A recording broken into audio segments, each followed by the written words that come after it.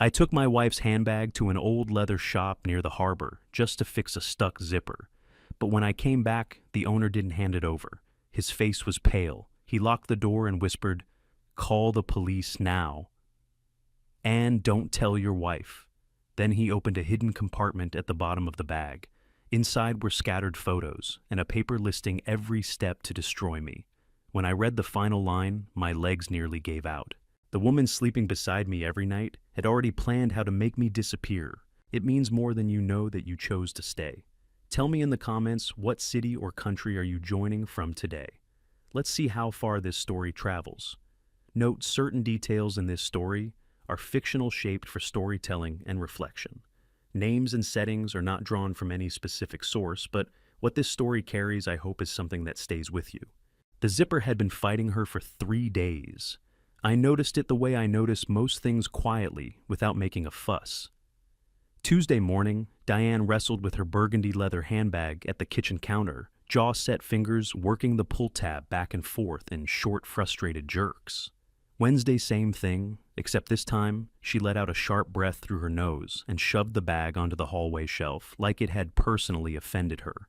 "Let me take a look," I offered, setting down my coffee mug. She pulled it away before my hand got close. "It's fine, Harold. Leave it." "It's not fine. You've been fighting that thing for 3 days. I said leave it."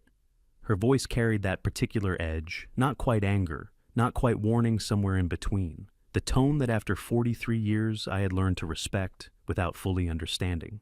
So I left it. I sat back down at the kitchen table with my coffee and the morning paper, but I wasn't reading. I was watching her from the corner of my eye, the way I used to watch a faulty valve assembly on the line, cataloging the problem, turning it over in my mind. 35 years as a precision mechanical engineer had wired me a certain way. Small details had a habit of meaning something larger. A misaligned gear tooth, a hairline fracture you could only see if the light hit it right, a zipper that wouldn't cooperate. Diane set the bag on the hallway shelf, adjusted it so the handles draped just so, and walked into the bedroom without looking back. I sat with my coffee and thought about Thomas. He hadn't called in 3 months, not unusual for a man pushing 40 with his own life in Boston, but I missed him the way you miss something you can't quite name.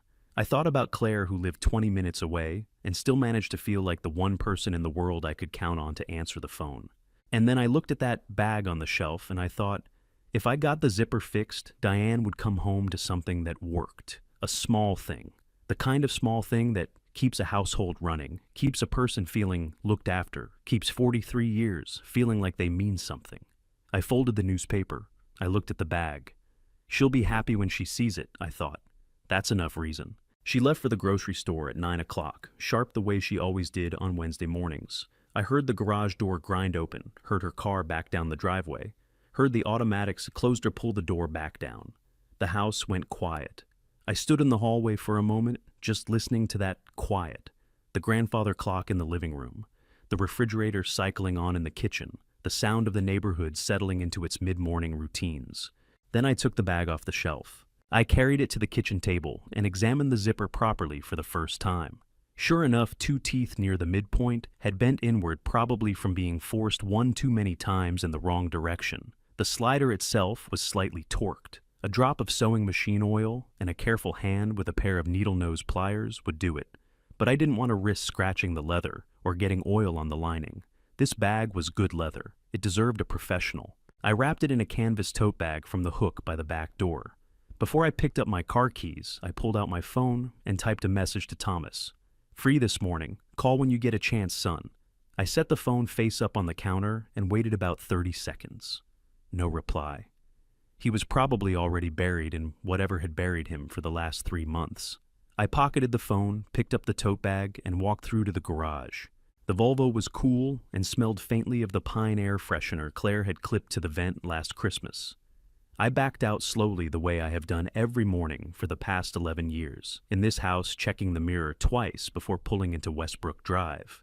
It was a 15-minute drive to the old port, easy parking on a Wednesday morning. I had been to Leary Leather maybe 40 times over the years. A new belt buckle here, a briefcase restitched there, a pair of dress shoes resold for a retirement dinner I had not particularly wanted to attend. Vince Leary knew my face the way neighborhood tradesmen know the faces of reliable customers. Not friendship exactly, something quieter and more durable than friendship. I drove with the heat on low and the radio off. I'll be back before she is, I thought. She'll never know it left the house. The bell above the door of Leary leather gave its familiar two-note jangle as I pushed inside, and the smell hit me the way it always did. Rich, dark, faintly animal, the smell of things built to last. The shop occupied a narrow storefront on Exchange Street 1 block from the waterfront, sandwiched between a coffee roaster and a frame shop. Vincent Leary had run it for 26 years, without changing much about the layout or the signage, which I had always considered a mark in his favor. He was at the front counter when I came in, bent over a woman's boot with a stitching awl, and he looked up with the unhurried expression of a man who has never needed to perform enthusiasm for customers. "Harold," he set the awl down. "Morning, Vince. Haven't seen you since March, April." "April," I said. Resoled the brown cap toes. "Right." He nodded, wiping his hands on the leather apron he wore, tied low around his waist. "What have you got?" I set the canvas tote on the counter and drew out the burgundy bag. "Zippers binding, 2 teeth bent near center sliders, a little torqued. I don't want to force it and crack the leather around the pull." Vince took the bag with the practiced hands of a man who reads objects the way other men read faces. He turned it over, ran his thumb along the zipper track, pressed lightly at the corners. "Good piece," he said more to himself than to me. "This is full-grain cowhide mid-range tannery work, not cheap." He looked up. "Your wife's... her birthday's in December. Thought I'd get it working properly before she noticed I'd taken it." The corner of his mouth moved. Not quite a smile, but close. "Sentimental." "Practical," I said. He turned the bag over one more time, examining the bottom, then set it on the counter. "I can have it done by 3. Oil the track, ease the teeth back, realign the slider. $40. "That's fine. Come back at 3. I'll call you if it's earlier." I buttoned my jacket, nodded once, and headed back toward the door. Behind me, I heard him carry the bag through to the back workroom, heard the sound of a stool scraping across a concrete floor, heard him settle in to work. The bell above the door jangled again as I stepped back out into the October cold. The harbor was visible at the end of the block, gray-green and flat under a low sky. A pair of seagulls argued over something near the waterline. I stood on the sidewalk for a moment, turned my collar up, and walked back to where I had parked the car. Done before 3, I thought. Home before she knows. My phone rang at 2:47 in the afternoon. I was in the living room with a cup of reheated coffee and the crossword I had abandoned that morning, half listening to the wind picking up outside. Diane was upstairs. I could hear her moving around the familiar creak of the floorboard near the closet, the sound of drawers opening and closing. I looked at the screen. Vince Leary. "Harold." His voice was different, flat in a way that had nothing to do with his usual economy of words. "I need you to come back to the shop." "Everything okay with the bag?" A pause. Short, but I felt it. "Just come. Come now. Don't bring your wife." I set the crossword down on the coffee table. I looked at the ceiling at the sound of Diane moving around above me, and I kept my voice completely even. "I'll be there in 15 minutes. I told Diane I was running an errand. She didn't ask what kind. She rarely did. The bell above Leary Leather's door sounded different the second time, or maybe I was just listening to it differently. Vince was standing at the front counter when I came in, but he didn't greet me the way he had that morning. He just turned and walked toward the back workroom, and I followed him through the narrow corridor that smelled of leather conditioner and old wood, past the shelves of tools and spools of waxed thread, into the small room where he did his serious work. He had set everything on his workbench under the magnifying lamp. The burgundy bag was open, its lining turned back, the bottom panel removed and laid flat beside it, and on a clean square of brown paper arranged with a care that told me Vince had not known what else to do with them were 3 things I had not put there. 4 photographs printed on standard copy paper in full color. Diane.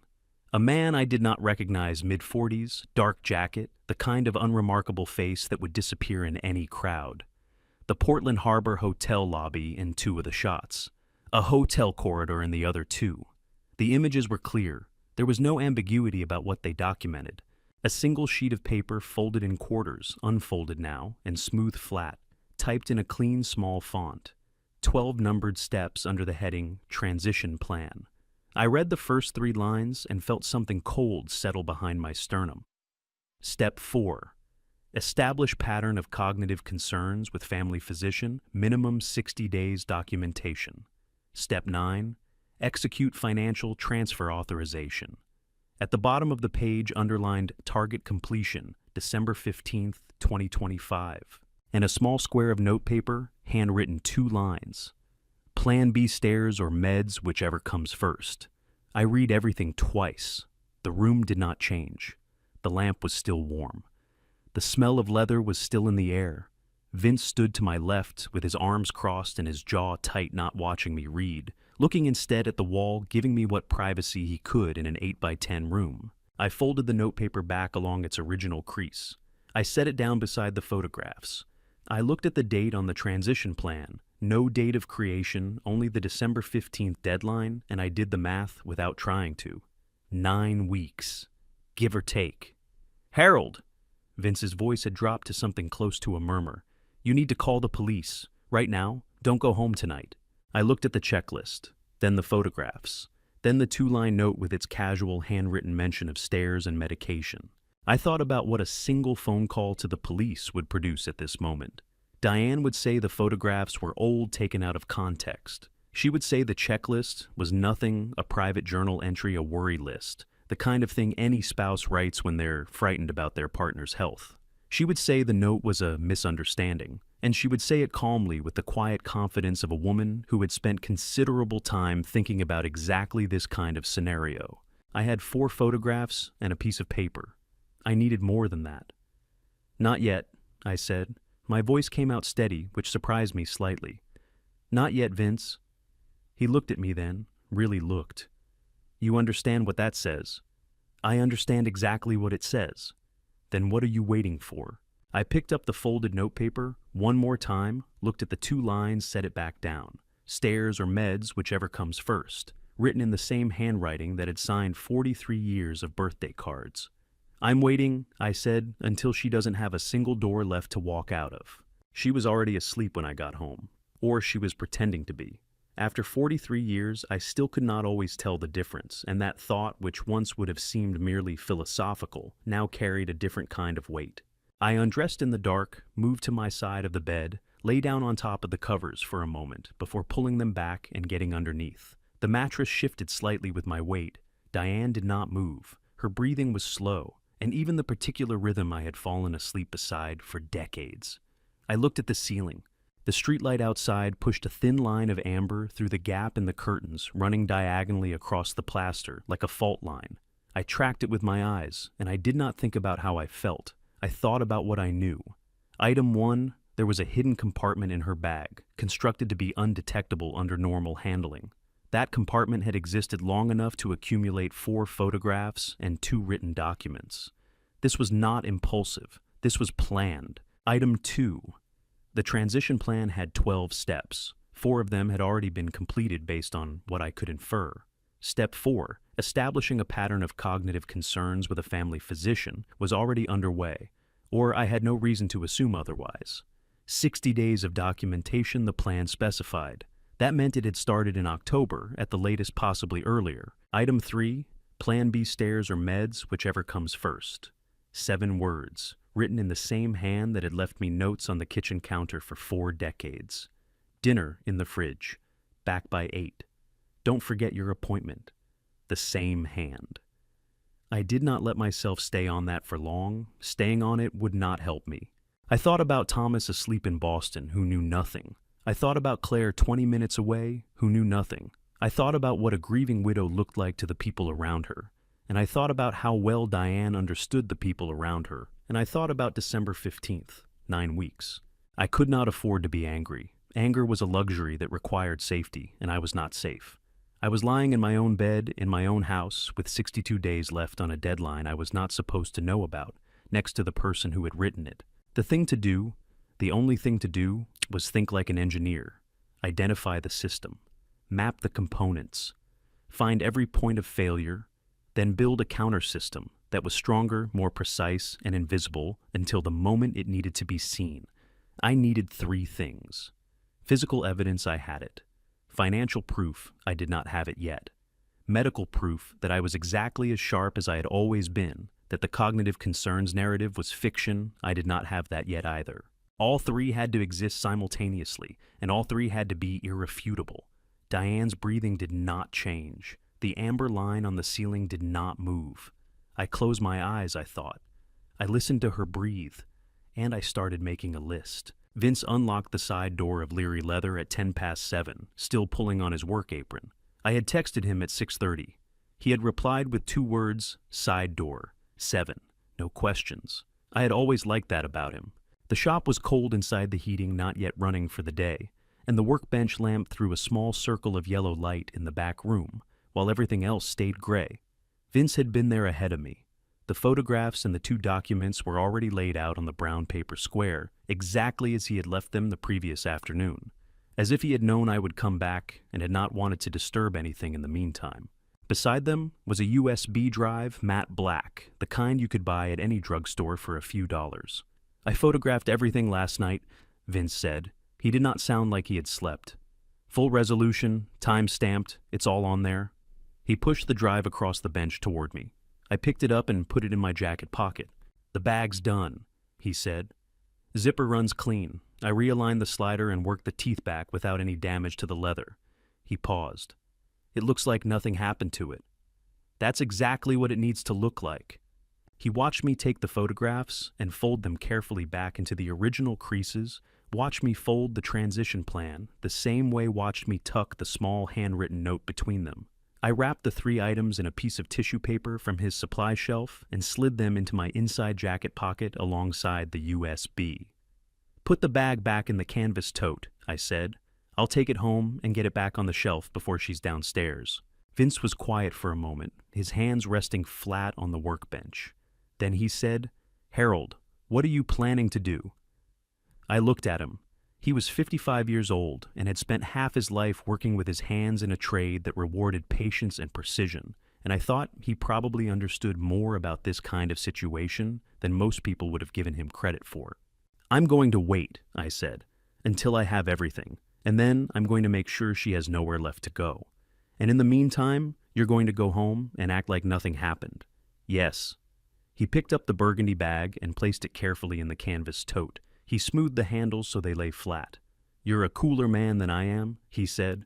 I'm a careful man, I said. There's a difference. I took the tote from him, thanked him, and went back out the side door into the October morning. The streets of the old port were just beginning to wake up. A delivery truck idling on 4th Street, a woman in a yellow jacket walking a dog along the waterfront, the harbor pale and still between the piers. I drove home. Diane's car was still in the garage. I went in through the kitchen, hung the canvas tote on the hook by the back door, took the bag out and set it on the hallway shelf, with the handles draped exactly as they had been when she left it there 2 days before. I had been home for 4 minutes when I heard her moving around upstairs. I went to the kitchen, filled the kettle, and set it on the burner. By the time the water boiled, I had the mugs out, the coffee measured, and the newspaper open to the page I had been reading when Vince called me the day before. She'll come downstairs, I thought, and everything will look exactly like it always does. I intended to keep it that way for as long as I needed to. She came downstairs at 8:23. I heard her on the stairs before I saw her, the familiar creak of the 3rd step from the bottom, the soft drag of her slippers across the hardwood. I already had the coffee poured, 2 mugs the way we'd done it every morning for more years than I cared to count. Morning, I said, not looking up from the newspaper. Morning. She pulled out her chair and wrapped both hands around the mug, the way she always did when October hadn't fully warmed the house yet. We sat in comfortable silence for a few minutes. We had always been that kind of household, no obligation to fill the quiet before the 2nd cup. I turned a page of the newspaper and read nothing on it. I might call Claire, she said. See if she wants to come Saturday. That'd be nice. Thomas probably won't make it until Christmas. Probably not. She sighed not unhappily, just the way you acknowledge distance without dwelling on it. Then she reached for the cream, and her eyes moved just for a single second to the hallway shelf. 1 second, no more. It wasn't admiration. It wasn't habit. It was the look of a person confirming that a lock is still engaged, quick, precise, satisfied. Then she looked back at her coffee and stirred it slowly, and her face was as open and calm as any other Wednesday morning. The maple is really something this year, she said, nodding toward the backyard window. It is, I agreed. I got up and refilled her mug without being asked. She smiled and thanked me. We sat together in the warm kitchen light, and I kept my face perfectly still, and I thought about 9 weeks, and I thought she just checked on it. She doesn't know it's already been opened. More toast, I asked. No, I'm fine. She was looking at the maple again, genuinely pleased by it. Not yet, I told myself. Be patient. Be exactly who she expects you to be. She left at 2:15 to meet a friend for lunch. I watched her car back out of the driveway and waited until the sound of the engine disappeared completely before I moved. I went to my study, the small room Diane called my clutter room, and rarely entered, closed the door, and opened the laptop. I plugged in Vince's USB drive and pulled up the photographs first. The man in the dark jacket was maybe 45. Broad shoulders, unremarkable face, the kind of confidence that doesn't need to announce itself. 2 shots in the Portland Harbor Hotel lobby, 2 in an upstairs corridor. Clear images. No ambiguity. Then I opened the transition plan. I had read it twice already, once in shock at Vince's workbench, once lying in the dark. I read it a third time now, with a pencil in my hand, the way I used to read a technical schematic I needed to reverse engineer. Step 4. Stopped me cold. Establish pattern of cognitive concerns with family physician, minimum 60 days prior to filing. That meant Dr. Pierce had already been approached, or was about to be. I underlined it twice. Step 7. Execute durable power of attorney financial. That required my signature, or something that looked enough like it. Step 12. Final arrangement no later than December 15th, 2025. I turned to a fresh page of my legal pad and wrote 3 lines. Layer 1, physical evidence, done. Layer 2, financial proof. Need bank records, need documentation of forgery. Layer 3, medical proof, independent evaluation. Need physician not connected to Diane. At the bottom, I wrote 1 word and underlined it 3 times simultaneously. 1 layer alone could be explained away. 2 might be framed as a misunderstanding, but 3 delivered together from 3 independent sources with a paper trail that had been building for weeks. That was a structure that didn't fall when you pushed on any single wall. She has 12 steps, I thought, locking the legal pad in the fireproof box at the back of my filing cabinet. I only need 3. 2 nights later, Diane went to bed early. She said she had a headache. She kissed me on the cheek the way she always did, and I listened to her footsteps on the stairs until the bedroom door closed. I sat with my book for another hour, then went up to retrieve a novel I had left on my nightstand. That's when I noticed the vanity drawer, not fully closed, a 1/4 inch of navy blue showing at the corner. I stood very still. Diane's breathing from the bed was slow and even. I lifted the folder out and took it to the bathroom, closed the door, turned the tap on low, and opened it under the vanity light. Petition for appointment of guardian, State of Maine, probate court. In Maine, a guardianship petition asks a judge to declare someone legally incapacitated, unable to make their own decisions about health, finances, or property. Once a court grants it, that person loses the legal right to refuse medical treatment, manage their own money, or sign any document on their own behalf. The respondent listed on this form was Harold James Bennett. The form was 80% complete. Diane had filled in my date of birth, our address, the children's names. The section describing my alleged incapacity cited progressive memory impairment, impaired judgment, and inability to manage financial affairs. 3 careful paragraphs written by someone who had thought hard about what a judge would find credible. 2 lines remained blank. 1 required a physician's signature. 1 required a filing date. Clipped inside the cover was a business card, Martin Klein, Esquire. On the back, in Diane's handwriting, ready when you are. I stood at that counter for a long time, with the water running softly beside me. She didn't need me dead, not yet. She needed me declared legally incapable first. Every door locked from the outside, every signature invalidated every objection I might raise, rendered meaningless by a court order. After that, Plan B stairs or meds, whichever comes first, required no staging at all. I put the folder back exactly as I'd found it, 1/4 inch gap at the corner, exactly right. I went downstairs and sat in the living room, with the book open on my lap, and didn't read a single word. Tomorrow, I thought, 6 in the morning, from the car, 3 blocks away. Evelyn Hart is going to answer that phone. I left the house at 5:55 in the morning. Diane was still asleep. I dressed in the dark, took my jacket from the hook by the back door, and walked 3 blocks down Westbrook Drive to where the street curved and the houses thinned out. The October air was sharp and raw, the sky still a deep charcoal gray, the harbor invisible somewhere beyond the rooftops. I sat in the driver's seat without starting the engine and pulled out my phone. Evelyn Hart had been a real estate attorney 8 years ago, when a commercial property transfer I was involved in went sideways. A boundary dispute, a forged survey. A seller who had decided creative documentation was an acceptable substitute for honesty. She had found the problem in 40 minutes of reading what 2 other lawyers had missed entirely. We had worked together for 3 weeks, and I had left with the clear impression that she thought in systems the same way I did. Not feelings first, structure first. Find where it breaks, then fix it.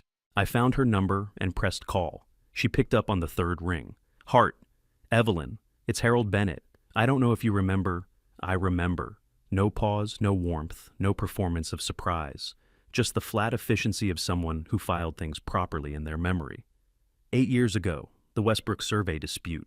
What's happened? I gave her 3 minutes. No editorializing, no emotion, just the sequence of events in order. The bag Vince, the photographs, the transition plan, the guardianship folder, the note about stairs and medication. I heard her pen moving on paper while I talked. When I finished, she was quiet for exactly 10 seconds. I counted. All right, she said. Here's what you do not do. You do not confront her. You do not change your behavior in any way she could notice. You do not move money close accounts or make any financial changes whatsoever. Any of those things could be used against you later. It makes you look reactive or worse, guilty of something yourself. A pause. Can you do that? Yes. There's someone else I want you to think about, she said. Your household accountant. If Diane has been moving assets, the accountant either knows or has been deliberately kept from knowing. Either way, that person is relevant. Her name is Lena Marsh. She's been with us 7 years. I'll look into her quietly. Don't approach her yourself yet. Another pause. Come to my office today. 2 o'clock. Come alone. Don't tell Diane where you're going. Understood. Harold. Her voice shifted just slightly, not softer, but more direct. You did the right thing waiting. Most people don't. I looked out through the windshield at the empty street. A single light had come on in a house 2 doors down. The harbor was beginning to show itself as a pale gray line between the rooftops. I'll be there at 2, I said. I drove home, walked in through the kitchen, and started the coffee. When Diane came downstairs 20 minutes later, I was reading the newspaper. You're up early, she said. Couldn't sleep, I said. Coffee's ready. She smiled and poured herself a cup, and neither of us said anything else, and the morning continued exactly as it always did. Her office was on the 4th floor of One City Center, a clean angular building 2 blocks from the waterfront. The receptionist showed me to a private conference room, long table, 3 chairs. The blinds angled to keep out the afternoon glare. Evelyn Hart was already inside when I arrived, a yellow legal pad in front of her, and a cup of black coffee she clearly hadn't touched. She was 49 trim, with short gray streaked hair, and the kind of posture that suggested she had never in her adult life slouched in a chair. She stood when I came in, shook my hand once, and sat back down before I had fully settled into my seat. Walk me through it again, she said. Slower this time. I laid everything out, the photographs, the checklist, the guardianship petition, the Plan B note. I had brought the USB drive. She plugged it into her laptop, without being asked, studied the images in silence, read the transition plan twice, and wrote steadily on the legal pad throughout. When I finished, she set her pen down and said, 3 layers, that's what we need. That's what I figured. Physical evidence, you have it. Financial proof, we need bank records, and we need to establish the forgery on the power of attorney before she tries to use it. Medical, we need an independent cognitive evaluation from a physician with no connection to your family. She drew 3 columns on the legal pad and labeled them as she spoke, and all 3 have to be ready at the same time. You understand why? 1 layer is anecdotal, 2 is a dispute, 3 is a case. She looked up at me, and something in her expression shifted, not quite approval, but recognition. Exactly. She tapped the legal pad with her pen. There's 1 more piece. Your accountant, Lena Marsh. I ran a background check this morning. She's clean professionally, no prior issues. But if Diane has been directing her to process irregular transfers, Lena is either complicit or she's a witness who doesn't know she's a witness yet. She paused. I'll approach her through proper channels, not yet but soon. What do I do in the meantime? You go home, Evelyn said flatly. You make dinner, you watch television, you act like a man who has absolutely no idea that anything is wrong. She picked up her coffee, looked at it, put it back down. How long can you do that? I thought about the amber line on the ceiling, about Diane's breathing in the dark, about the breakfast table and the maple tree and 43 years of Wednesday mornings. As long as I need to, I said. Evelyn nodded slowly. Then we have a chance. I stood to leave. At the door I turned back. How long do we have? She glanced at the transition plan on her screen. December 15th was visible at the bottom of the page. 5 weeks, she said. Maybe 6 if she runs into delays. A beat. So, let's not have delays on our end. It started on a Sunday. Small things, quiet things, the kind that leave no mark. We were at the breakfast table when Diane set her mug down and said with a look of gentle concern that was almost perfectly constructed, "Did you remember where you put the car keys last night? You were looking for them for a while." I had not been looking for them. I knew exactly where the keys were on the hook by the back door where they had lived for 11 years. I had put them there myself at 7:15 the previous evening. "Found them fine," I said, turning a page of the newspaper. "Oh, good." She stirred her coffee. "I just worry sometimes. You've seemed a little scattered lately." I said nothing. I kept my eyes on the page. 2 days later, over dinner. "I already told you about Sharon's appointment, Harold, last Tuesday. Don't you remember?" She had not told me. I was certain of it. I kept a precise mental log of our conversations now, the way I used to track tolerances on a machine component, noting every deviation from spec. She had not mentioned Sharon's appointment on Tuesday or any other day. "Must have slipped by me," I said, and picked up my fork. She reached across and touched my hand, soft, concerned. "I just think maybe we should talk to Dr. Pierce. Just a checkup, nothing serious." I looked at her hand on mine. "Sure," I said. "Whatever you think." That night, I sat at my desk with the door closed and wrote it all down. Date, time, exact words, context. Every entry in my own handwriting time-stamped on my phone as a backup. A record she didn't know existed of conversations she thought would dissolve into the ordinary fog of daily life. She was building a version of me, forgetful, uncertain, a man who needed managing. I was building a different record entirely. She's writing me out, I thought, closing the notebook. So I'm going to make sure there's another version of the story, one she can't edit. Diane had yoga every Monday morning from 9:30 to 11. She had kept that schedule without exception for 6 years, which meant I had a 90-minute window, reliable, predictable, and wide enough to work with. I had learned over the past 2 weeks to think about her schedule the way I used to think about maintenance windows on a production line. Every gap was an opportunity. Every predictable absence was a door left open. I left the house at 9:45 and drove to First Harbor Bank on Middle Street. The branch was quiet on a Monday morning, a teller helping an elderly woman near the door, a young man at the far counter filling out deposit slips, the low hum of climate control overhead. I didn't go to a teller. I went to the receptionist near the back and said I needed to speak with someone in fraud prevention, not customer service. Fraud prevention specifically. She gave me a look that was professionally neutral and asked me to wait. Maya Collins came out 4 minutes later. She was 41, with close-cropped natural hair, and the kind of composed, unhurried manner that suggested she had heard most things before and found very few of them surprising. She shook my hand, introduced herself by name and title, Fraud Prevention Specialist, and showed me to a small private office off the main floor. "What can I help you with, Mr. Bennett?" she asked, settling into her chair with a notepad ready. "I have a joint savings account here with my wife," I said. "I have reason to believe there have been unauthorized transactions on that account. I'd like to review the activity for the past 12 months. She typed without looking at the keyboard. "I can pull that up. Can I ask what specifically concerns you? I believe my signature may have been forged on an authorization document." She stopped typing, looked at me directly for the first time. "All right," she said, and her voice had shifted, still professional, but with a new quality of attention underneath it. "I'm going to need you to come back Wednesday. Bring a valid ID and any original signed documents you have from before this year, something we can use as a baseline comparison." She paused. "Can you do that?" "Wednesday at 2, I said. "I'll be here." She walked me back to the lobby, shook my hand again, and said nothing further. I was out the door at 10:43. Diane's yoga class ended at 11. I drove home, parked in the garage, and was sitting in my chair with the newspaper when I heard her car in the driveway 17 minutes later. "How was class?" I called from the living room. "Good," she said, dropping her bag by the door.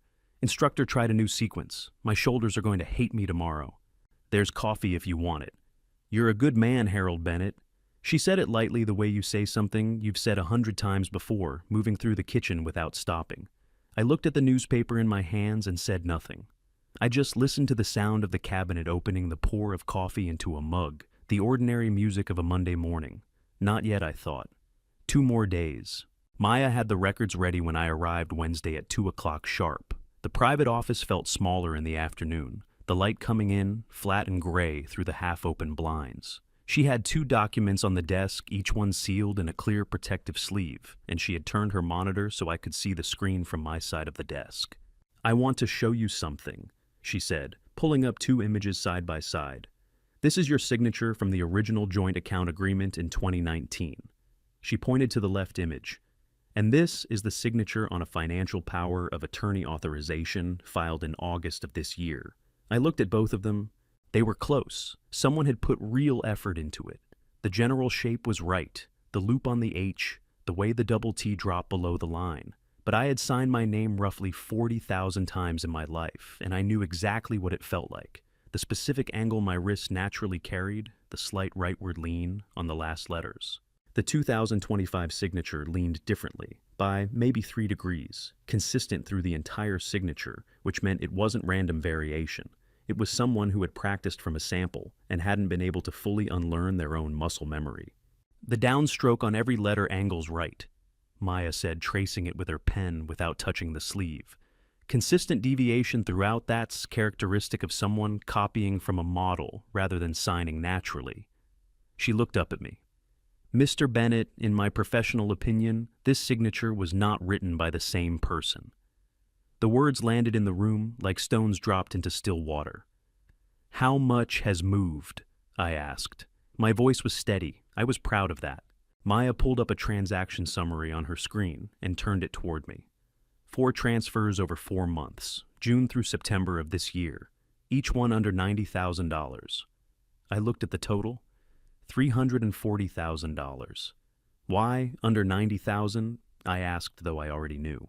"Federal law requires banks to report cash transactions over $10,000 automatically," she said carefully.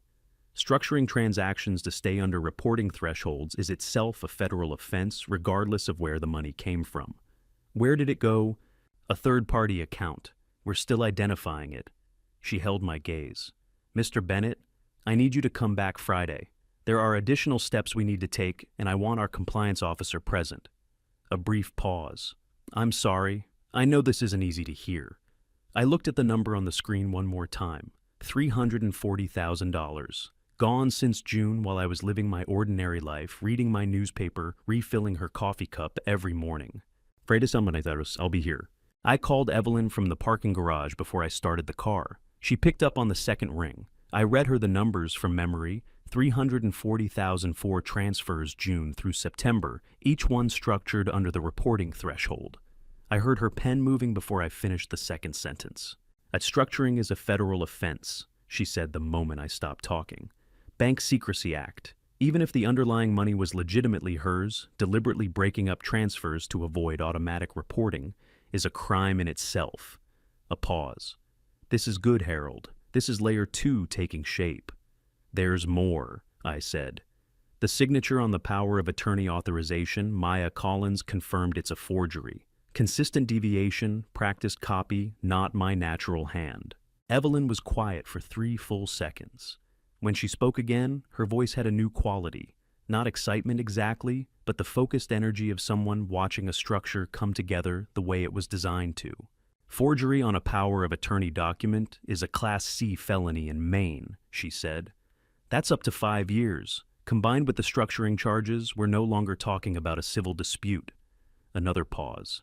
"I'm calling Maya Collins this afternoon. We need a soft freeze on that account, not a full block, not yet.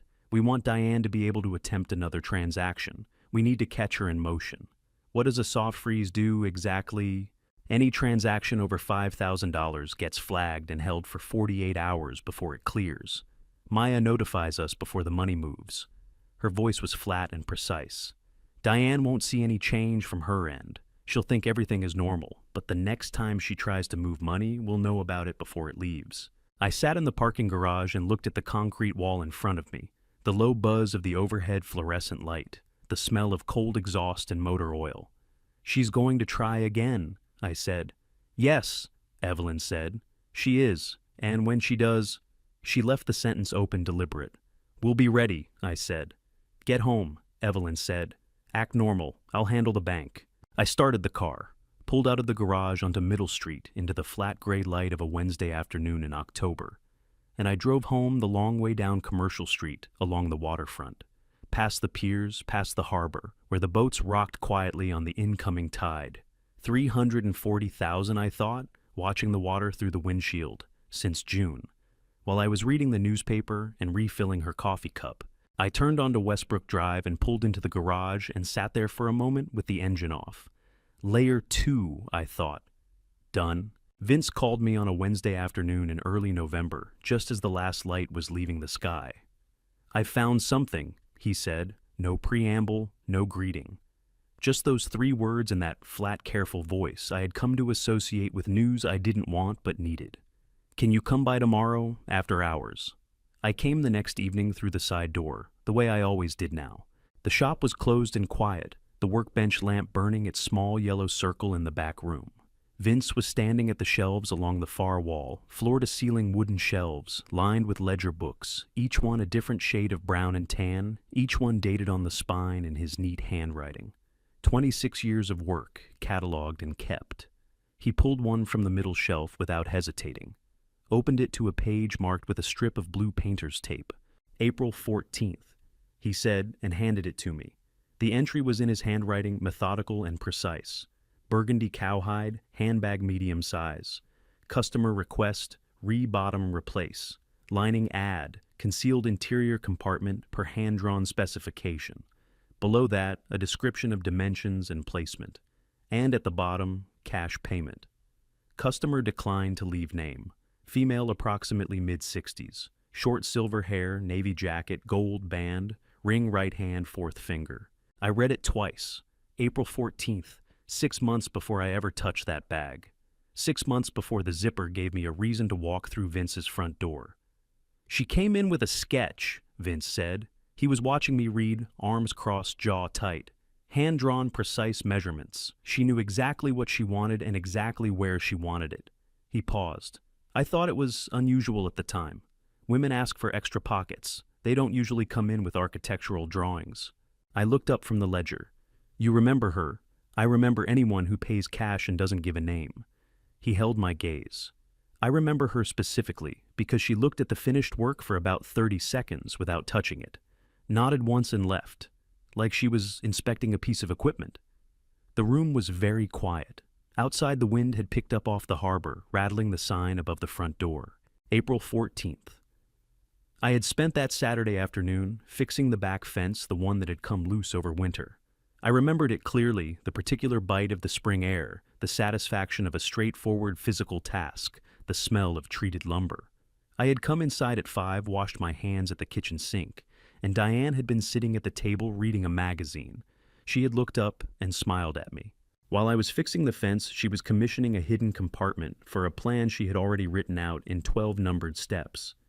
"I need this ledger," I said. "I made a copy this morning." He reached behind the workbench and produced a sealed envelope. "Original stays with me. Evelyn Hart called yesterday. She said it would work better that way." He handed it to me. "Evidence chain." I took the envelope, looked at it for a moment. "Vince," I said, "I don't know how to—" "Don't," he said simply. He turned back to the shelves and slid the ledger into its place with a quiet final sound. "Just make sure it counts." Evelyn had made the call 2 days earlier. Jordan Reyes, the pharmacist at Eastside Pharmacy on Congress Street, had agreed to speak with me voluntarily before the store opened 7:30 in the morning through the back entrance on the side alley before the day shift came in. Evelyn had been careful about the approach. No subpoena, no official pressure, just a quiet request from a lawyer with a legitimate fraud case and a client whose life might depend on what the pharmacy's records showed. Jordan was 38 with careful eyes, and the measured movements of someone who spent their days dealing in precise quantities. He met me at the back door himself, shook my hand, and led me through the stockroom to a small office barely large enough for 2 chairs and a desk. "I pulled the records last night," he said, settling in behind the desk and opening a folder. "Your wife Diane Bennett purchased digoxin on 3 separate occasions: August 28th, September 19th, and October 14th. He looked up. "You are not prescribed digoxin, Mr. Bennett. Your prescription history here shows metoprolol for blood pressure management. That's all." I kept my face still. "What is digoxin prescribed for? Heart conditions? Atrial fibrillation? Heart failure? It regulates heart rhythm." He paused, and I could see him choosing his next words with the precision of a man who understood exactly what he was saying. At therapeutic doses in the right patient, it's an effective medication. At elevated doses in a patient who is not prescribed, particularly a patient already taking metoprolol, the interaction can cause severe bradycardia, meaning the heart slows down. Too much. In a man your age with a history of blood pressure medication, it could present as a cardiac event. Natural causes. He held my gaze without flinching. "Mr. Bennett, I have to ask, did you ever take any medication that you didn't recognize or weren't told about?" Something cold moved through my chest.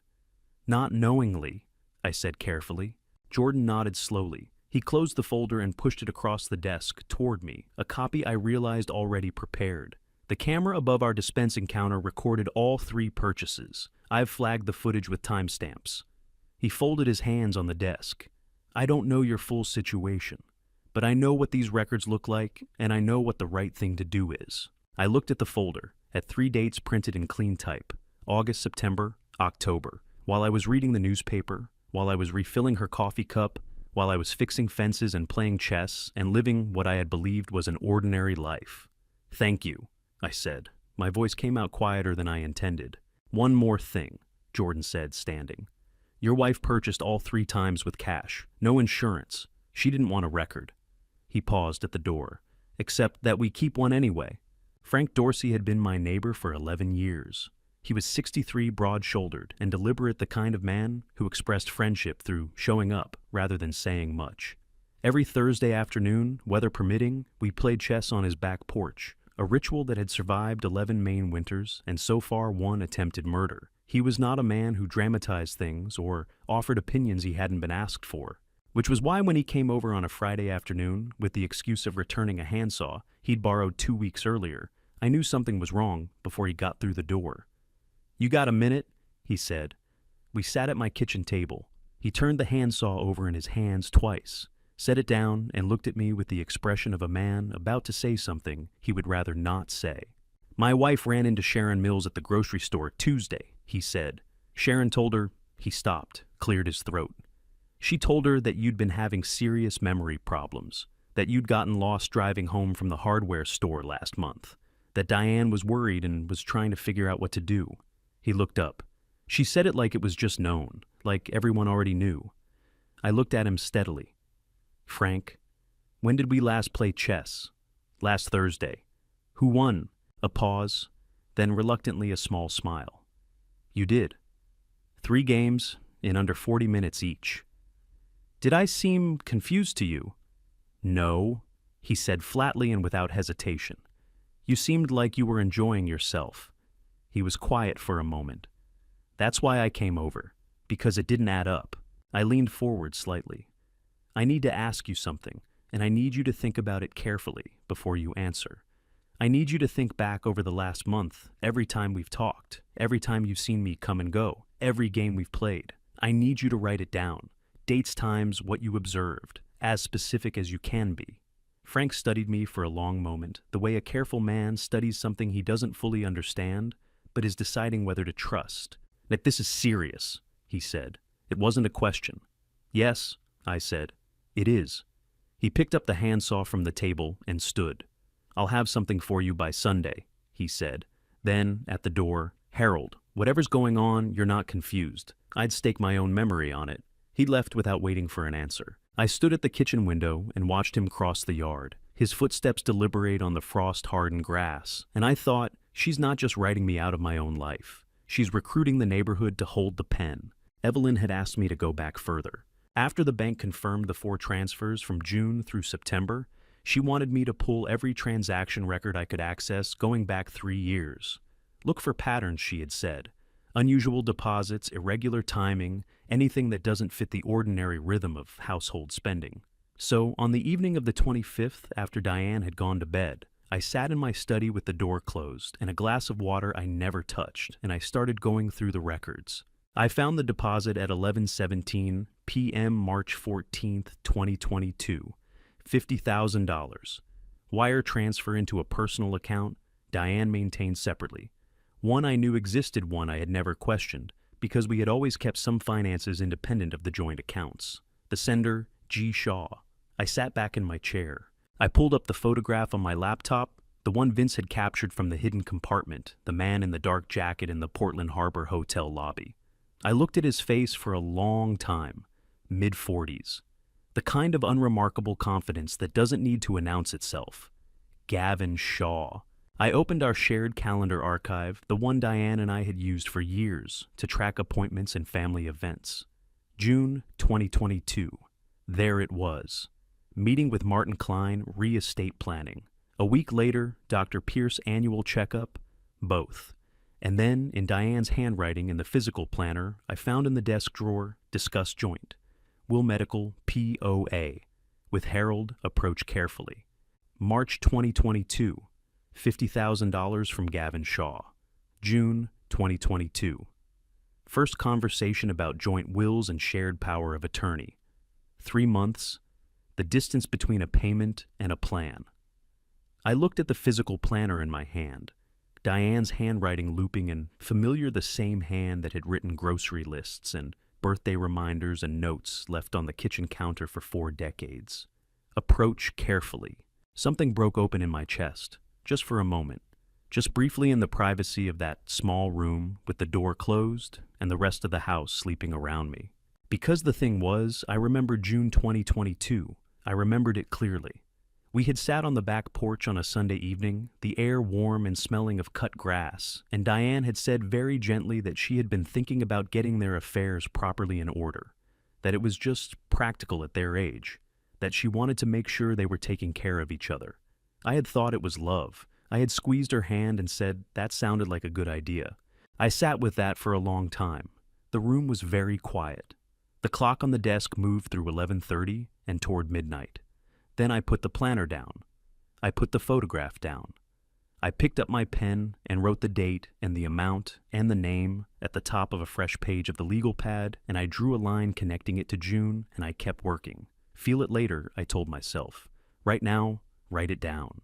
Dr. Samuel Pierce had been our family physician for 15 years. He was 60 soft-spoken, the kind of doctor who remembered your children's names and asked about them at every appointment.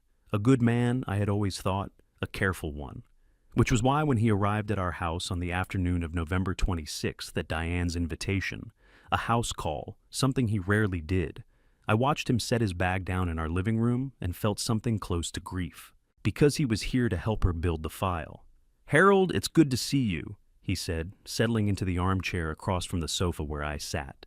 His folder was open on his knee. Diane sat beside him, not quite next to him, close enough to prompt. "You too, Sam," I said.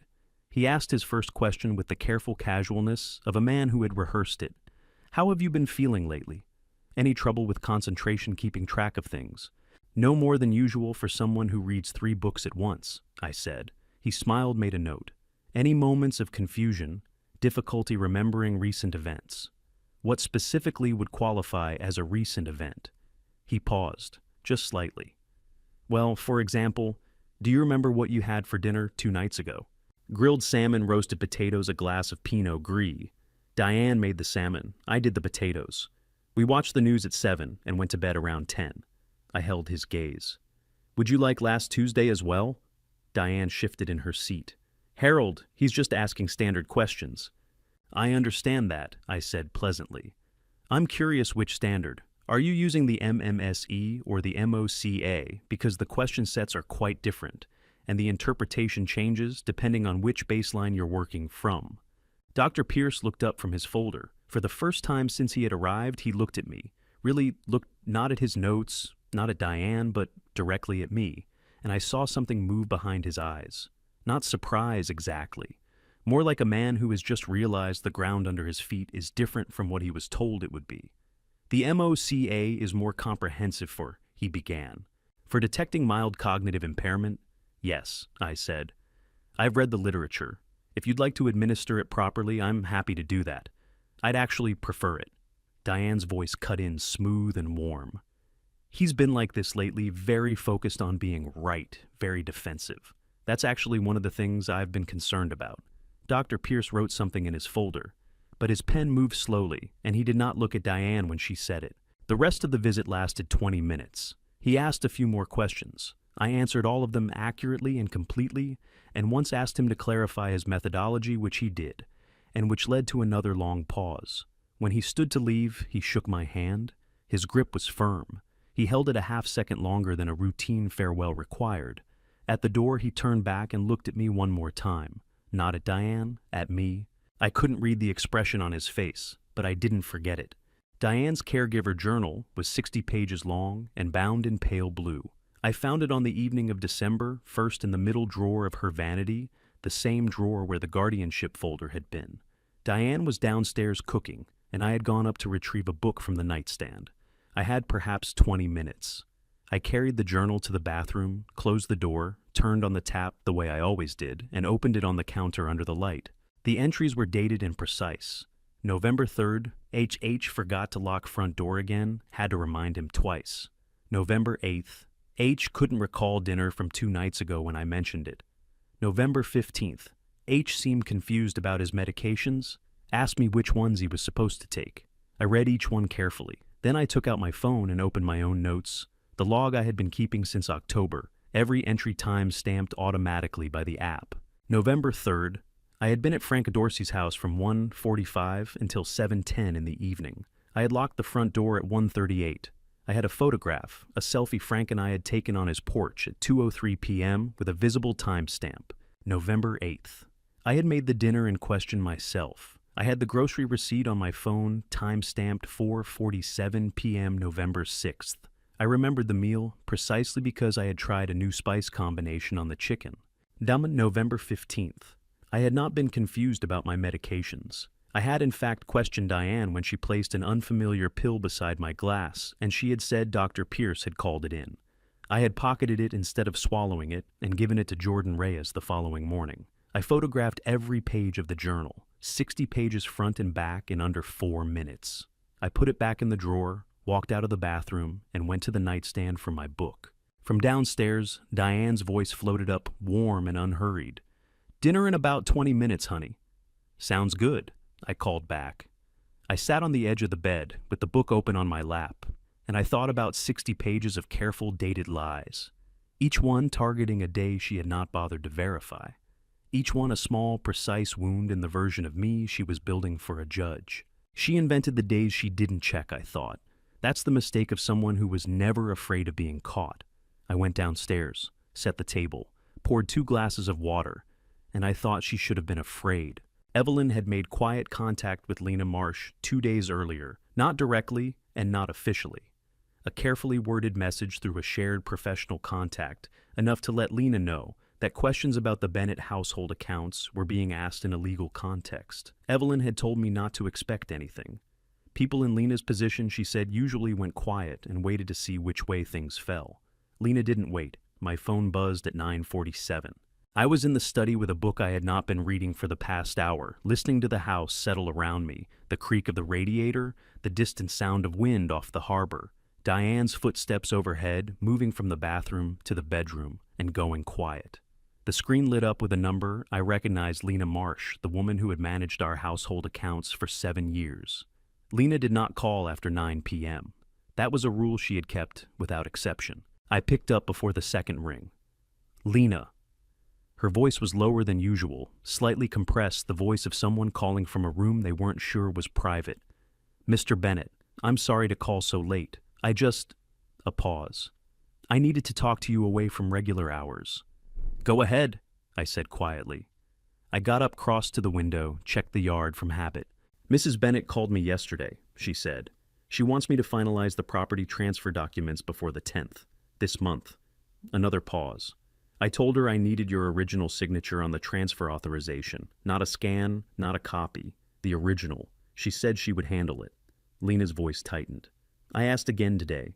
She told me, and I'm quoting here, that she hired me to complete paperwork, not to ask questions.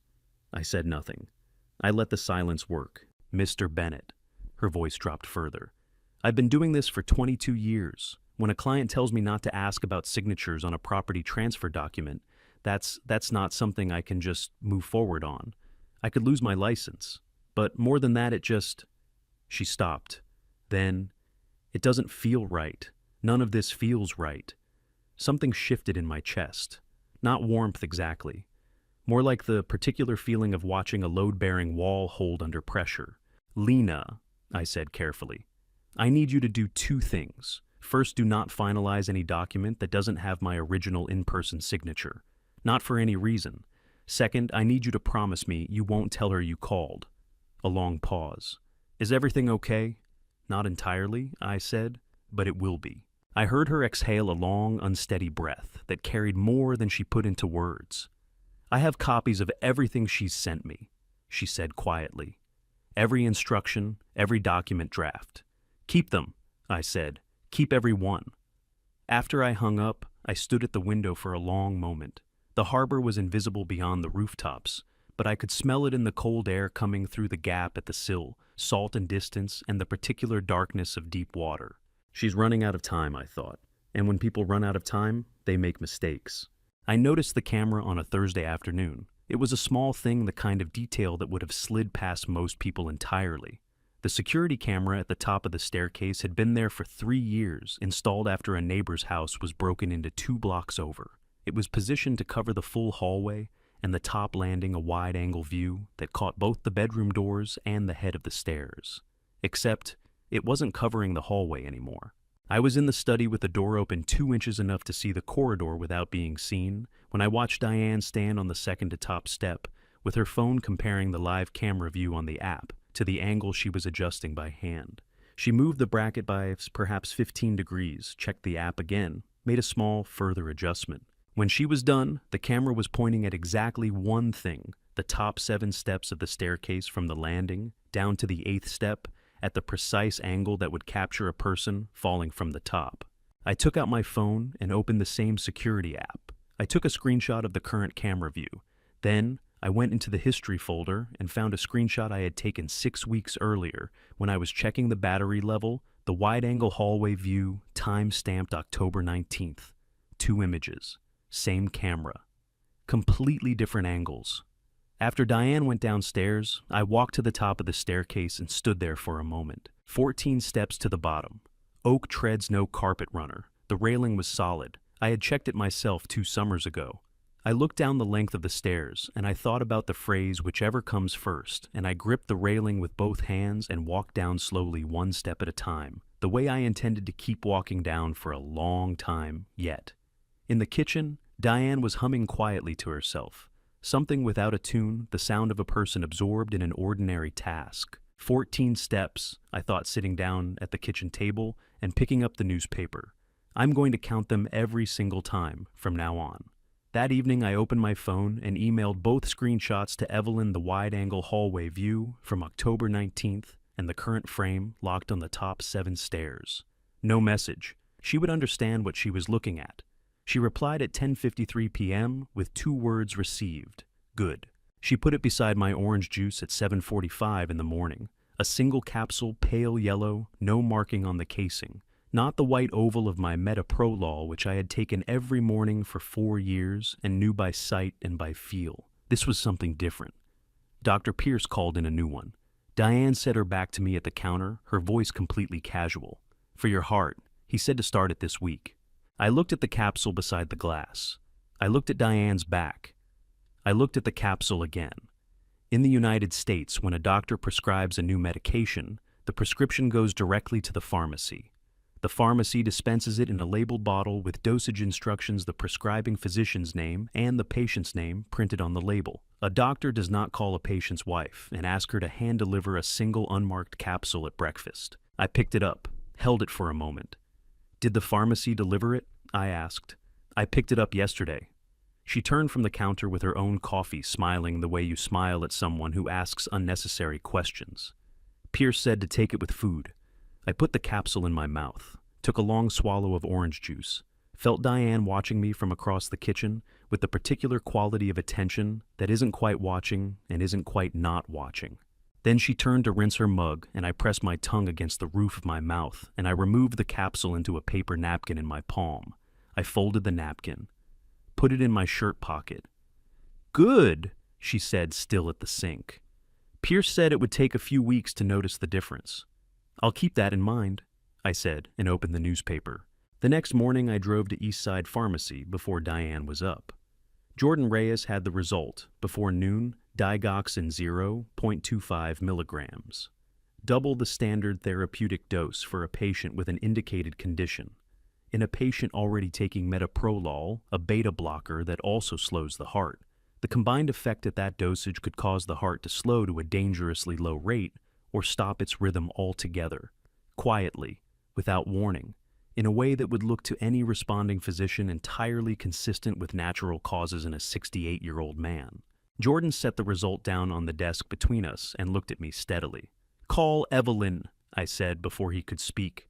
"Already did," he said, 40 minutes ago. I looked at the result one more time. Then I folded it carefully and put it in my inside jacket pocket next to the legal pad and the USB drive and 43 years of a life I was apparently not supposed to finish. Layer 3. I thought, walking back to the car. Done. Evelyn called at 7:58 in the morning. "Come in," she said. No greeting, no preamble. "Now, if you can." I was at her office by 8:45. She was standing at the window when I came in, which was unusual. Evelyn Hart was a woman who sat at tables and worked from them, not a person who stood at windows. She turned when I entered and pointed to the chair across from her desk without sitting down herself. "Dr. Pierce called me last night," she said. I went very still. He found my number through the Bar Association directory. She finally sat, picked up her pen, set it down again, the closest thing to restlessness I had ever seen from her. He said he was asked to create a medical record establishing a pattern of cognitive decline in a patient he has known for 15 years. He said he met with that patient recently and found no evidence of cognitive decline whatsoever. She looked at me directly. He said he was not comfortable with what he had been asked to do, and he wanted the patient to know. The room was quiet for a long moment. "He didn't know you were already my client," Evelyn continued. "He just wanted to reach whoever was protecting you." She paused. "He's already contacted Dr. Nora Whitman at Maine Medical Center. She's a neurologist, independent, no prior relationship with your family. He asked her to conduct a proper evaluation." Another pause. "He also said he intends to file a voluntary report with the Maine Board of Licensure in Medicine, acknowledging that he allowed himself to be guided by a family member in creating documentation that he now believes was not medically justified." I sat with that for a moment. In 26 years of working with precision machinery, I had watched components fail and components hold. The ones that held under pressure were always the ones you hadn't designed into the load-bearing structure, the unexpected redundancies, the parts that weren't supposed to matter, but did. "He's doing the right thing," I said finally. "He is," Evelyn said. "Late, but he is." She opened the folder on her desk. "He's also providing a written statement that Diane Bennett initiated contact with him in September, and specifically requested documentation of memory concerns. That's conspiracy to commit fraud on the court." She looked up. "Harold, this changes the shape of everything." I thought about the look on Dr. Pierce's face at my front door 3 weeks ago, the held handshake, the glance back that I couldn't read. He had been trying to tell me something. He just hadn't found the words yet. "When can I see Dr. Whitman?" I asked. "Wednesday," Evelyn said. 10 o'clock, bring Claire." Dr. Nora Whitman's office was on the 3rd floor of Maine Medical Center, with windows that faced east and let in the flat winter light without apology. She was 52, with reading glasses pushed up into gray-streaked hair, and the particular stillness of someone who had spent decades listening carefully. She shook my hand, then Claire's. and showed us both to chairs before sitting across from us with a clean legal pad and no folder from anyone else's office. "I want to be clear about something before we begin," she said. "I have not reviewed any prior documentation about Mr. Bennett. I asked Dr. Pierce specifically not to send me anything. I want a clean baseline." She looked at me steadily. "Is that acceptable to you?" "More than acceptable," I said. The assessment took 90 minutes. She administered the MOCA first 30 points covering short-term memory, visuospatial ability, executive function, attention language, and orientation, then a modified version of the MMSE, then 40 minutes of clinical interview, during which she asked about my engineering career, my daily routines, my reading habits, and my opinion on a recent article about infrastructure decay in New England cities, which I had in fact read, and which led to a 15-minute conversation that she periodically interrupted with a quiet note on her legal pad. Claire sat in the corner chair without speaking. She watched her father answer every question with the focused, unhurried precision of a man who had spent 35 years reading technical schematics and trusted his own mind completely. Halfway through the clinical interview, I noticed her quietly fold her hands in her lap, the way a person does when something they were bracing for doesn't happen. When Dr. Whitman finished, she set her pen down and looked at me directly. "Mr. Bennett," she said, "your cognitive function is fully intact. Short-term and long-term memory are within normal range for a healthy 68-year-old. Executive function is notably strong. There is no evidence of any cognitive decline that would warrant further evaluation, let alone legal intervention." She picked up her pen again and signed the bottom of the 4th page of her report. "I'll have the full written assessment to your attorney by end of day." The room was very quiet. "Thank you," I said. She handed me a copy across the desk. 4 pages signed, dated the main medical center letterhead across the top. "Mr. Bennett," she said, as Claire and I stood to leave. Her voice had shifted slightly, still professional, but with something else underneath. Something that sounded like carefully restrained anger on my behalf. "No one should have to come here to prove they're themselves." I held the door open for Claire. "No," I agreed. "They shouldn't." Claire didn't speak until we were in the car. I pulled out of the main medical center parking lot and drove south without saying where I was going. She sat in the passenger seat with the copy of Dr. Whitman's report on her lap, her hands flat on top of it, and she looked out the window at the December street scrolling past. I took the route that followed the shoreline past the old ferry terminal out toward the Cape. I parked at Portland Head Light and turned off the engine. The lighthouse stood white against a pewter sky, the Atlantic gray and enormous beyond the rocks. A cold wind rocked the car slightly. Neither of us moved for a moment. "Tell me," Claire said. Her voice was quiet and even, not a question. A door she was holding open. So, I told her, not everything I gave her: the architecture, not every brick, the bag, the hidden compartment, the transition plan and its 12 numbered steps, the forged signatures and the $340,000, the caregiver journal with its invented entries, the yellow pill she had placed beside my orange juice, the camera on the staircase repositioned to capture 14 steps at the perfect angle. I talked for 25 minutes. Claire didn't interrupt once. When I stopped, she was quiet for a long time, looking out at the water. The lighthouse beam swept past in its slow rotation, indifferent to everything below it. "How long have you known?" she finally asked. "Since October 8th. 2 months?" It wasn't accusation, just the weight of it measured out loud. "I needed enough that she couldn't walk away from it," I said. "1 piece wasn't enough. 2 pieces wasn't enough. I needed all 3 layers simultaneously, or she'd find a way to explain it." Claire turned and looked at me. Her eyes were dry, but something in her face had changed, a settling like a structure that has just found its true load-bearing position. "What do you need me to do?" she asked. "1 thing," I said. "Come to the family meeting Saturday, and don't sign anything. Whatever she puts in front of you, whatever anyone in that room says, don't sign a single page." Claire held my gaze for a long moment. Then she nodded, once the way she had nodded as a child when she had fully understood something and didn't need it repeated. "Okay," she said. I started the car. The lighthouse kept its slow, steady rotation behind us as I pulled back onto the road. And I thought about Saturday and about 3 folders sitting in Evelyn Hart's office, and about a woman who had spent 3 years building a plan she believed was invisible. She almost was right, I thought. Almost. I had not called Thomas. I had made that decision deliberately, and I had sat with it long enough to be certain of it. If he came down from Boston carrying his anger, and he would, because he was his father's son, he would walk into that room on Saturday and say something that gave Diane exactly the opening she needed, a confrontation she could reframe. A son defending his father in a way that looked to Sharon Mills and Rick Hollis like the behavior of a troubled family closing ranks. I needed the room to be quiet until the folders hit the table. Thomas would understand that, eventually. This was 10 days earlier, Wednesday the 3rd of December, before the yellow pill, before Dr. Whitman, before Claire stood at the edge of the Atlantic and said, okay, with the full weight of what that word meant. Evelyn had called it our third meeting. I thought of it as the moment the plan stopped being a defense and became something else entirely.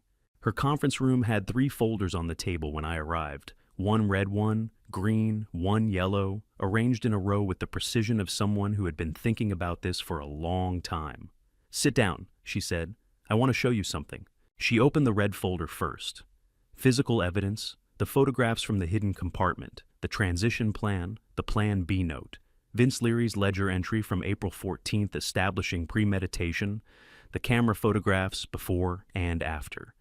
She closed it and moved to the green. Financial. Maya Collins' report on the forged signature. The 4 structured transfers totaling $340,000. Lena Marsh's copies of every document Diane sent her, including the transfer authorization she refused to process without your original signature. She closed the green folder and opened the yellow. Medical. Jordan's pharmaceutical records and the camera footage from all 3 digoxin purchases. The test result from the capsule you didn't swallow. Dr. Pierce's voluntary statement, and she tapped the yellow folder. We're waiting on Dr. Whitman's independent evaluation. I looked at the 3 folders. And the sequence matters, Evelyn said, sitting down across from me. Red goes down first. It raises the question, is there an intent to harm? Green goes second. It proves the harm has already been occurring. Money is gone. Signatures have been forged. Yellow goes last. She paused. Because yellow removes every remaining defense she has. She cannot say you're confused. She cannot say you misunderstood. She cannot say the financial activity was authorized. She looked at me steadily. But the folders don't matter if she doesn't incriminate herself. We need her to say something that only the architect of this plan would know. She will, I said. When she's cornered, she explains. She's always explained. It's what she does when she believes she's the smartest person in the room. Evelyn held my gaze for a long moment. Are you certain? I thought about 43 years of Wednesday mornings and back porch conversations and a woman who had never once in my memory allowed a misunderstanding to stand uncorrected. I know her, I said. That's the one thing in all of this I'm certain of. Evelyn picked up her pen. Then we wait for her to call the meeting. She will, it's step 11 on her checklist. She wrote something on her legal pad. When she does, you text me one word. I'll be in my car on your street by 1:30. She looked up. And Harold, no matter what happens in that room, do not confront her before the folders are on the table. Not one word, not one look she can read. I nodded. Outside, the December wind drove a scattering of dry snow against the office window. She'll call the meeting, I thought, pulling on my jacket. And when she does, I'll be ready. She made the calls on a Wednesday evening. I was in the study with the door pulled to not quite close the way I had learned to leave it when I needed to hear the house. Diane's footsteps moved upstairs, the familiar creak of the bedroom floorboard, and then her voice lower than usual, the careful quiet of a person who believes the walls are thicker than they are. I moved to the hallway and stood still. The first call, Rick Hollis, her cousin, a loud and physical presence I had always found exhausting. I heard his name, heard Diane say, Saturday 2 o'clock, the house heard the particular warmth she reserved for people she was managing. It's important, she said. Family matters. I need you there. The second call, Sharon Mills, her oldest friend, the woman who had been spreading quiet stories about my memory through the neighborhood for 3 weeks. Sharon, I need a favor. Just come Saturday. You'll understand when you're here. A pause. Then a third call, shorter, more businesslike. Martin Klein, the lawyer. Martin, Saturday afternoon? Yes, I think we'll be ready. Another pause. Come at 3:30. I want the initial conversation done before you arrive. I walked back to the study, sat down, picked up my phone, and typed a text to Evelyn Saturday the 13th. My house, 2 o'clock. Her reply came back in under a minute. "I'll be on Westbrook Drive by 1:30. Text me when you need me inside. Everything is ready." I set the phone down on the desk and sat with the silence of the house for a long moment. Diane's voice had gone quiet upstairs. I could hear the faint sound of the television she sometimes watched before bed, the low murmur of a late news program filtering through the ceiling. Saturday, 3 days, 3. I thought about the 3 folders sitting in Evelyn's office, red, green, yellow. I thought about Claire, who would come through that front door on Saturday afternoon and sit across from me and not sign a single page. I thought about Frank Dorsey, who had promised he would have something written down by Sunday and had delivered it on Saturday morning, 12 pages of neat time-stamped handwriting, covering every day in November and the first 2 weeks of December. I opened the desk drawer and took out the legal pad, looked at the 3 words at the top of the first page, the ones I had written in the dark weeks ago after coming home from Vince's side door in the gray October morning. Layer 1, Layer 2, Layer 3. Every line beneath them filled in now, every box checked. She's calling her witnesses. I thought putting the pad away, and I've already called mine. Saturday arrived the way December mornings do in Portland, gray and cold, and without apology. I was downstairs by 6:45. The kitchen was dark except for the light above the stove, and I stood at the counter for a moment in the quiet, listening to the particular stillness of a house that doesn't yet know what the day holds. Then I filled the kettle and set it on the burner and texted Evelyn at 7, even today. Her reply was immediate, as if she hadn't slept either. "Ready? I'll be on Westbrook Drive by 1:30. Text when you need me inside." I was reading the paper at the kitchen table when Diane came downstairs at 8:15. She was already dressed not in her usual weekend clothes, but in the gray wool dress she wore to things that mattered. Her hair was done. She was carrying the navy blue folder under her arm. "You're up early," I said. "Lots to do before this afternoon." She set the folder on the counter and moved to the coffee, her back to me, her movements brisk and purposeful. The folder had Martin Klein's business card clipped to the front. I could see the corner of it from where I sat. "What's happening this afternoon?" I asked. She turned and smiled at me, warm practice, the smile of a woman who had been rehearsing this day for a long time. "Just some family things I've been wanting to sort out. Claire's coming, and Rick and a few others." A pause. "Nothing to worry about." "I'm not worried," I said. She held my gaze for just a moment too long. Then she turned back to her coffee, and I turned back to my newspaper, and we sat together in the gray December morning light, the way we had sat together 1,000 times before, except that this time I was counting the hours. At 9 o'clock, I went upstairs and showered and dressed slowly, taking my time with each step. I put on the jacket with the inside pocket, the one that had carried the USB drive, and the legal pad and the folded pharmacy report for the past 2 months. I checked the pocket out of habit, though. There was nothing in it today. Everything that needed to be carried was already at Evelyn's office, sorted into 3 folders by color. I came back downstairs. Diane was rearranging the living room chairs, her back to me, absorbed in the geometry of the space. She's setting a stage, I thought, watching her from the doorway. So am I. They came at 2 o'clock, give or take. Rick Hollis was first. He was 62, broad through the shoulders, with the kind of physical confidence that fills a doorframe before the rest of the person follows. He shook my hand the way men shake hands when they want you to know they could choose not to, firm slightly too long, his eyes already moving around the room, cataloging and claiming. "Harold," he said. "Good to see you." "Rick," I stepped back to let him in. "Coffee's on." He didn't take the coffee. He took the armchair closest to the center of the room, the one Diane had positioned there this morning, and sat in it with the settled ease of a man who believes every room belongs to him once he's in it. Sharon Mills arrived 10 minutes later, flushed from the cold, a casserole dish she had no reason to bring, pressed against her coat. She was 64, with a kind face that had learned over decades of absorbing Diane's version of the world to express concern as a default setting. She hugged Diane at the door. Then she turned to me, and the hug she gave me had that particular quality of pity arms, held slightly too long a pat on the back that lasted 1 beat past comfort. "Harold," she said, pulling back to look at me. "You look well."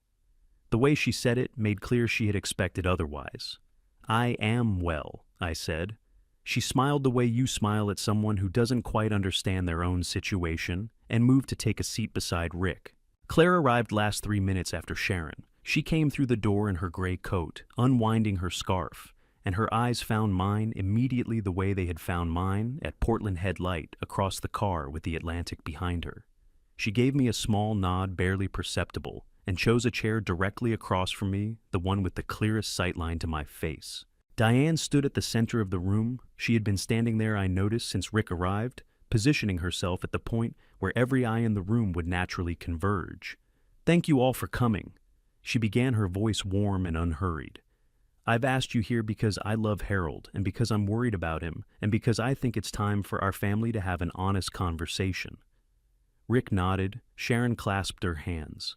I looked at the navy blue folder on the coffee table. 2 folders away from everything changing, I thought. 2 folders and 1 wrong word. Diane read from the caregiver journal for 11 minutes. She had selected the entries carefully, the ones with the most specific detail, the ones that sounded the most credible, the ones she had written on days she believed I had no alibi for. Her voice was steady and low-pitched for concern, rather than accusation, and she paused after each entry to let it settle. Rick shook his head slowly after the 3rd one. Sharon pressed a hand to her mouth. I sat with my hands on my knees, and I did not react. Not once. I had made that promise to myself and to Evelyn, and I kept it. When Diane finished, she reached into the navy blue folder and produced a single sheet of paper. She set it on the coffee table in front of Claire. "This is a statement of family concern," she said. "It simply confirms that the people closest to Harold share his family's worry about his well-being. It supports our request for a proper medical evaluation by a court-approved specialist." She looked at Claire directly. "It's not legal action, it's just family looking after family." Rick reached into his jacket pocket and produced a pen, setting it on the table beside the document with a small, deliberate click. "It's nothing to worry about, Claire. We just need everyone on the same page." Claire picked up the paper. Read it again." I did not look at her. I looked at the wall above the fireplace, a photograph of the 4 of us taken at Thomas's college graduation, 2007, all of us squinting into summer light.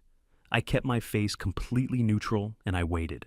"I'd like to read this more carefully before I sign anything," Claire said. Rick's voice dropped into the register men use when they want to sound reasonable while removing options. "There's nothing complicated in it, Claire. It's a simple statement of—" "I heard you," Claire said. Her voice did not rise. It did not waver. It simply became very clear and very still, the way water becomes still before it freezes. I said, "I need to read it carefully first. That's what I'm going to do." She set the paper back on the table, set Rick's pen beside it. The room shifted. Not dramatically, no one stood up, no voices were raised, but something moved through it the way pressure moves through a sealed space. Diane looked at me, then a quick assessing glance, the engineer's look I had cataloged months ago, and I looked back at her with a face that gave her absolutely nothing. Sharon broke the silence. "Diane, maybe we should give her a—" "It's fine," Diane said smoothly. "We have time." But something in her voice had changed, just slightly, just enough. "She's recalculating," I thought. Good. Diane brought the pill at 3 o'clock exactly. She came from the kitchen carrying a glass of water, and the familiar pale yellow capsule on a small ceramic dish, the same dish she used for vitamins, the same gesture she had been rehearsing for days. She set it on the side table beside my chair, with the practiced naturalness of a woman performing a routine she had performed many times. Except, she had never done this in front of other people before. "Time for your afternoon medication, honey," she said, and her voice carried just enough gentle public care to make Rick nod and Sharon's expression soften into something that looked like confirmation. Frank Dorsey, who had arrived at the front door 6 minutes earlier with the excuse of returning a book he had borrowed 3 weeks ago, stood quietly at the edge of the room. He looked at the ceramic dish. He looked at me. He said nothing. I looked at the capsule. I looked at Diane. I looked around the room, Rick in the center chair, Sharon on the sofa, Claire across from me, Frank at the door, Diane standing over me with a glass of water. 6 people, the room sealed and still and waiting. And I thought now. "Diane," I said. My voice was calm and unhurried and carried to every corner of the room. "Before I take that, I have a question." She smiled. "Of course, honey." "Were you planning on the stairs first?" I said, "or the medication?" The room went absolutely silent. Not the silence of confusion, the silence of a held breath, every person in the room suddenly simultaneously not breathing. Diane's smile did not fall. It suspended, like a clock that has stopped mid-tick, frozen at the precise moment before it would have had to become something else. "Harold!" She began, her voice still smooth, still reaching for the register of patient concern. "Because the plan I found in your bag," I said, listed both options, stairs or meds, whichever comes first. "I want to make sure I understand which timeline we're on." The color left her face. Not dramatically, not a sudden draining of blood, not a theatrical collapse, just a slow, quiet evacuation, the way light leaves a room when the sun moves. "That's—" She stopped. "Go ahead," I said gently. "You can't prove—" She stopped again, her jaw tightened. "You can't prove what the dosage was." She heard herself. I watched the exact moment she heard herself. "Thank you," I said quietly. That's the word I needed. I took out my phone and sent one text, "Now." 45 seconds later, the front door opened and Evelyn Hart walked in from the December cold, 3 folders tucked under her arm, one red, one green, one yellow. Before I reveal what happened in that room, and trust me, nothing went the way anyone expected, leave a comment with just one word. What do you think Diane said when the folders hit the table? One word I'll be reading. "Thank you for staying this far." And a gentle reminder, some scenes ahead are shaped by fiction to carry a deeper point across. If you'd rather not continue, you can stop here, but if you do stay, I think you'll find it was worth it. Evelyn set the folders on the coffee table without a word of introduction. Red first, then green, then yellow, a clean row in the center of the table covering the statement of family concern Diane had placed there 20 minutes earlier. She didn't move that document out of the way. She covered it. Then she straightened up, looked at every person in the room exactly once, and said, "My name is Evelyn Hart. I'm Harold Bennett's attorney. I'd ask everyone to please sit down." Rick Hollis did not sit down. "Who let you in?" "Harold did," Evelyn said, without looking at him. 3 months ago, when he retained me." She opened the red folder. "Physical evidence," she said. 4 photographs recovered from a concealed compartment in a burgundy leather handbag, a compartment custom ordered at Leary Leather on Exchange Street on April 14th of this year, 6 months before Harold was aware of its existence. The order was placed in cash, no name given. She laid the photographs out on the table, face up. The transition plan, 12 steps, typed with a completion target of December 15th. She laid that beside the photographs. And a handwritten note, Plan B stairs, or meds, whichever comes first. She paused. "I believe we heard one of those options referenced approximately 4 minutes ago." The room was absolutely still. Then she opened the green folder. Financial evidence, a report from First Harbor Bank's fraud prevention specialist, confirming that the signature on a financial power of attorney, filed in August of this year, deviates consistently from Harold's authenticated signature by approximately 3 degrees characteristic of a practiced copy. 4 transfers totaling $340,000, structured in amounts under $90,000 to avoid automatic federal reporting thresholds. She set Maya's report on the table. And copies of every document instruction sent to the household accountant, including a demand to finalize property transfers without Harold's original signature, which the accountant refused. Diane said nothing. She was looking at the green folder with an expression I had never seen on her face before. Not anger, not calculation, but something that looked almost like the specific focus of a person, trying very hard to find the exit in a room that has no exits. Evelyn opened the yellow folder. Medical evidence, pharmacy records showing 3 cash purchases of digoxin, a cardiac medication. Harold is not prescribed on August 28th, September 19th, and October 14th. A laboratory analysis of a capsule. Harold did not swallow on December 5th, confirming digoxin at 0.25 milligrams, double standard therapeutic dose, with a documented dangerous interaction with Harold's prescribed metoprolol. She set Dr. Whitman's report on top, and an independent neurological evaluation, signed and dated December 10th, confirming Harold Bennett's cognitive function is fully intact. She closed all 3 folders. All 3 reports are from independent sources with no prior relationship to Harold. All original documents are in the custody of my office. Copies have been filed with Portland Police Department. She looked at Diane directly for the first time. "Mrs. Bennett, I'd strongly recommend you say nothing further without your own attorney present." For about 5 seconds, no one moved. Then Rick Hollis stood up. "This is fabricated," he said loudly and with the particular confidence of a man who has never needed to be right, only present. "All of this. You can't walk into someone's home and—" Evelyn reached into her bag and placed a single document on the table, notarized original seal visible from across the room. Vince Leary's signed statement notarized November 5th, attesting to the April 14th order. "I have originals for every document in these folders." She looked at Rick with an expression of complete professional neutrality. "You're welcome to examine any of them." Rick sat back down. Sharon Mills had both hands pressed over her mouth. Her eyes were bright and wet, moving from the folders to Diane to Harold and back like a woman watching a building come down that she had believed was solid. A small sound escaped her, not quite a word. "I didn't know," she whispered. "Diane, I didn't— You told me he was—" "Sharon." Diane's voice was sharp, reflexive, the voice of a person cutting a thread before it unravels further. Then she seemed to hear herself, and she stopped. Claire stood up from her chair and crossed the room to stand beside me. She didn't take my hand. She didn't say anything. She just stood there shoulder to shoulder with me, and that was enough. More than enough. Frank Dorsey reached into his coat pocket and took out his phone, opened an app. I have written records with timestamps covering every day in the Caregiver Journal from November 3rd through December 12th. He said to no one in particular to the room at large. Every day she says Harold was confused or forgetful. I can account for where he was and what he was doing. I have photographs. He held up the phone briefly. I'm prepared to provide all of it. The front door opened at that moment. Martin Klein stepped into the hallway, saw the 3 open folders on the coffee table, saw Evelyn Hart standing in the center of the room, and went very still. He set his briefcase down beside the door. "Ms. Hart," he said quietly, "I think I need to speak with you privately, at your earliest convenience." "My office, Monday morning," Evelyn said without turning around. 8 o'clock.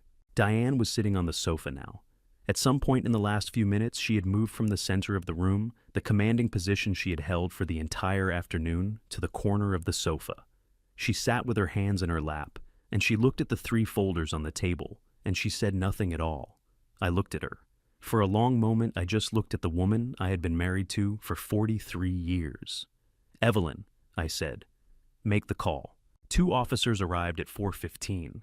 Evelyn had called Portland PD before she walked through my front door. The formal request had gone in the morning with the full hoe so attached, and the response had been coordinated in advance. This was not a 911 call. This was a prearranged law enforcement response to a documented case, which meant when the patrol car pulled up to the house on Westbrook Drive, both officers already knew the outline of what they were walking into. They were professional and quiet. One spoke briefly with Evelyn at the door. The other remained in the hallway. Diane stood when they came in. She smoothed her gray dress, the one she had put on that morning, for a day she had been planning for 3 years. She looked at the officer in front of her, and she said very clearly, "I understand." She didn't look at Rick. She didn't look at Sharon. She didn't look at Claire. She looked at me. It was a long look, 4 or 5 seconds, maybe more. And I had known this woman for 43 years, had read her face across breakfast tables and hospital waiting rooms, and the front seats of cars on long drives, and I could not read what was in that look. Not anger, not grief. Not the calculation I had grown accustomed to watching move behind her eyes. Something else. Something I had no name for, and would spend a long time not being able to name. Then she turned and walked out of the living room and through the front door, and the December cold came in briefly before the door swung shut behind her.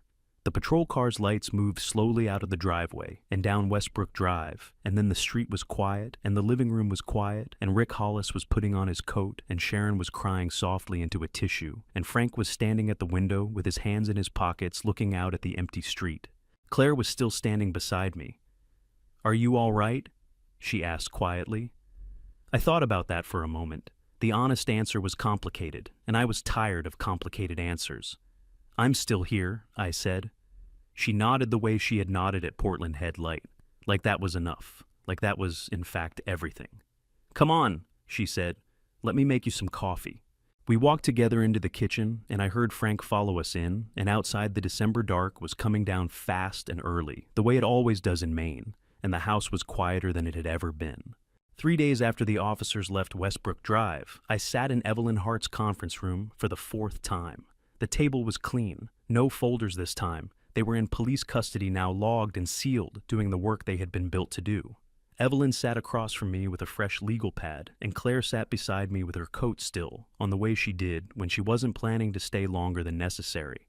"Here's where we are," Evelyn said, and she went through it the way she went through everything methodically, without softening it. "The DA's office has received the full file. Based on what's been submitted, we're looking at several counts. Forgery on the power of attorney, that's a Class C felony in Maine, up to 5 years. The structured financial transfers, $340,000 through fraudulent authorization, that's theft by deception, above $10,000, a Class B felony, up to 10 years. She paused. "The digoxin, purchasing a prescription cardiac medication without a prescription, administering it to a person, without their knowledge in a dosage that creates a life-threatening drug interaction, the DA is reviewing that as attempted murder, Class A felony, up to 30 years. Claire was very still beside me. "Martin Klein contacted my office Saturday evening," Evelyn continued. "He's entered into a cooperation agreement with the investigation. The guardianship petition documents become evidence against Diane rather than for her." A beat. Dr. Pierce filed his voluntary report with the Maine Board of Licensure on Sunday. He's acknowledged that he allowed himself to be directed by a family member to create documentation without independent clinical basis. His license is under review, but his cooperation strengthens the conspiracy charge significantly. "And Lena?" I asked. "She met with the investigator yesterday morning. Full cooperation, every email, every document, instruction, every phone call she kept records of. She's been told she's not a target of the investigation." Evelyn looked up from the pad. "She did the right thing eventually." "Eventually?" I said. "It counts," Evelyn said simply. She closed the legal pad. For a moment, the room was quiet, the kind of quiet that follows the end of something large. "Harold!" Her voice shifted, still professional, but with the particular directness she reserved for things that mattered outside of strategy.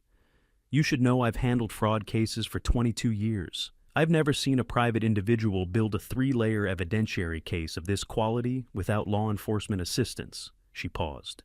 "You did something very difficult very carefully under conditions that would have broken most people." I didn't know what to say to that. I looked at the empty table where the 3 folders had been. "He had help," Claire said quietly beside me. "He did," Evelyn agreed. She looked at me. "Are you all right?" I thought about that. The same question Claire had asked me in the kitchen 3 days ago, with the December dark coming in through the windows. "I will be," I said. "That's close enough for now." Thomas arrived at 4 o'clock on Sunday afternoon. He had driven up from Boston that morning, which meant he had been in the car with his thoughts for 2 hours, before he walked through my front door, and I could see the weight of that, in the way he moved, careful, contained like a man carrying something he hadn't figured out yet how to set down. He was 39, broader than I remembered from the last time I'd seen him in September, with the particular tiredness around the eyes that comes from not sleeping well for several days. He hugged me at the door, a real hug longer than our usual, and then stepped back and looked at me, the way you look at someone you've been worried about and are relieved to find standing. Claire had made beef stew, the recipe that had been our mother's and was now hers.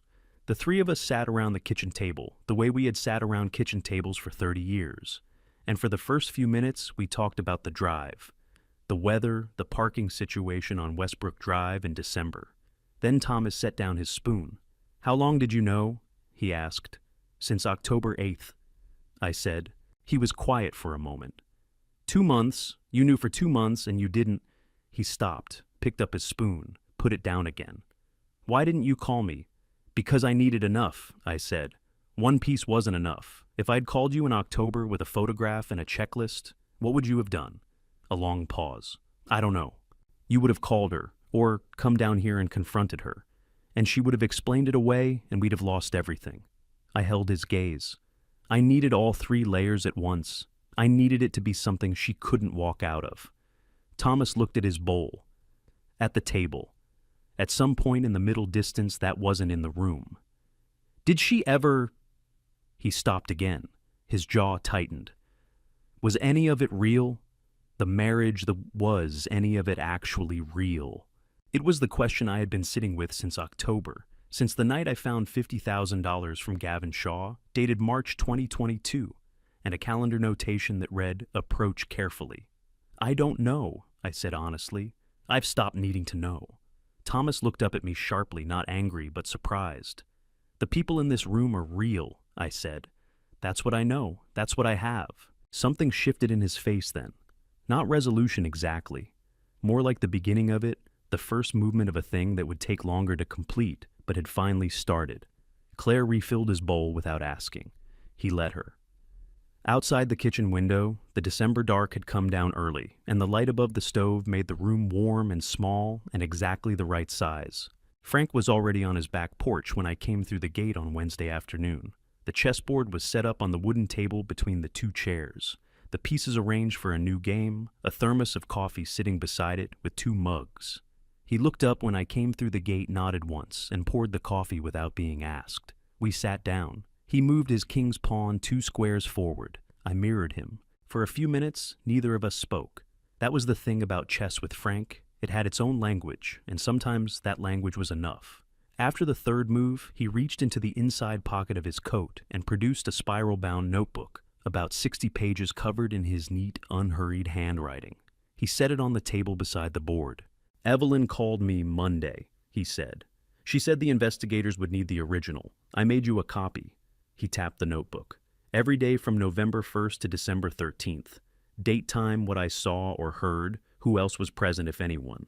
Photographs are on my phone. With timestamps, she has those already." I picked up the notebook, opened it to the first page. November 1st, 2025, 1:47 p.m. Harold Bennett arrived at my residence for our weekly chess session. Appeared alert, oriented, engaged. Won 2 of 3 games in approximately 35 minutes each. I closed it. "Frank," I said, "you spent 6 weeks writing this." He moved his knight. "I had the time. You didn't have to." He looked up at me over the board with the expression of a man who has considered an argument and found it unpersuasive. "You're my neighbor," he said. "You've been my neighbor for 11 years. I've watched you fix that fence 3 times because you insist on doing it right instead of fast." He picked up his coffee mug. "A man who fixes a fence that carefully deserves someone who writes things down carefully." He took a sip. "Your move?" I looked at the board for a moment. Then I moved my bishop. We played for an hour and a half. He won the first game, I won the second and third.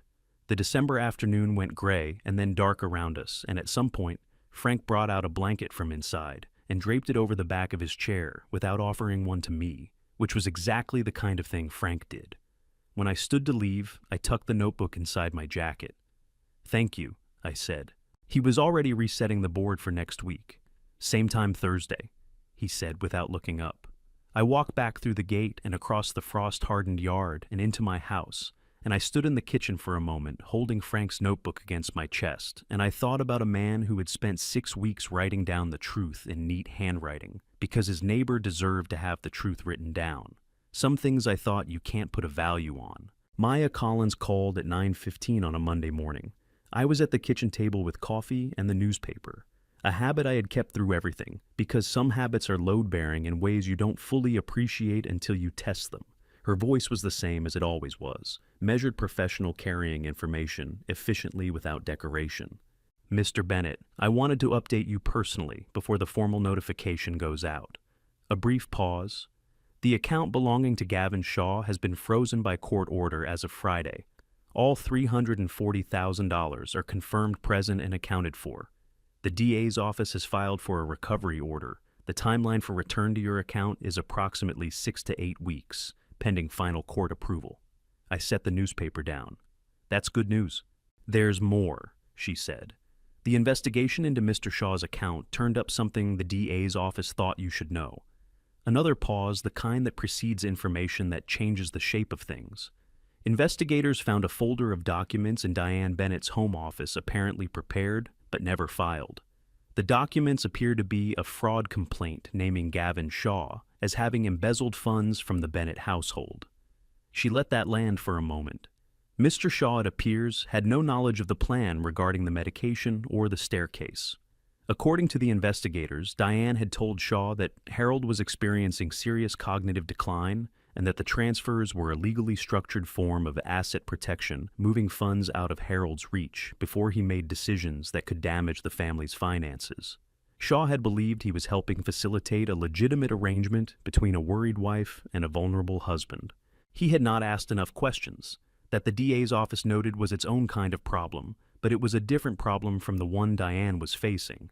He believed he was participating in a legitimate asset transfer. The documents suggest that once the transfer was complete and Harold Bennett was no longer in the picture, Diane Bennett intended to report Gavin Shaw to authorities, effectively using the investigation of him to explain away the missing funds and distance herself from the entire arrangement. I sat with that for a long moment. Outside the kitchen window, the December sky was the particular flat white of a day that can't decide between snow and cloud. She was going to have him arrested, I said. That's what the evidence suggests, Maya said carefully. He was the last piece she intended to remove. I called Evelyn immediately after. She listened to the summary without interrupting, and when I finished, she was quiet for 3 full seconds. She built a machine, Evelyn said finally, designed to eliminate every person who knew too much, including the person she built it with. A pause. Harold. In 22 years, I have never seen a case where the architect of a conspiracy was also the final target of it. Is Gavin Shaw being charged? That depends on what he knew and when he knew it. Right now he's cooperating fully. She paused. He's also apparently quite shaken. I imagined he was. I looked out at the flat white sky, and I thought about a man in a dark jacket in the Portland Harbor Hotel lobby, confident and unremarkable, who had believed himself to be a partner in something, and had been all along an instrument in a plan he didn't know the full shape of. Nobody in that machine was safe, I thought. Not even the people running it.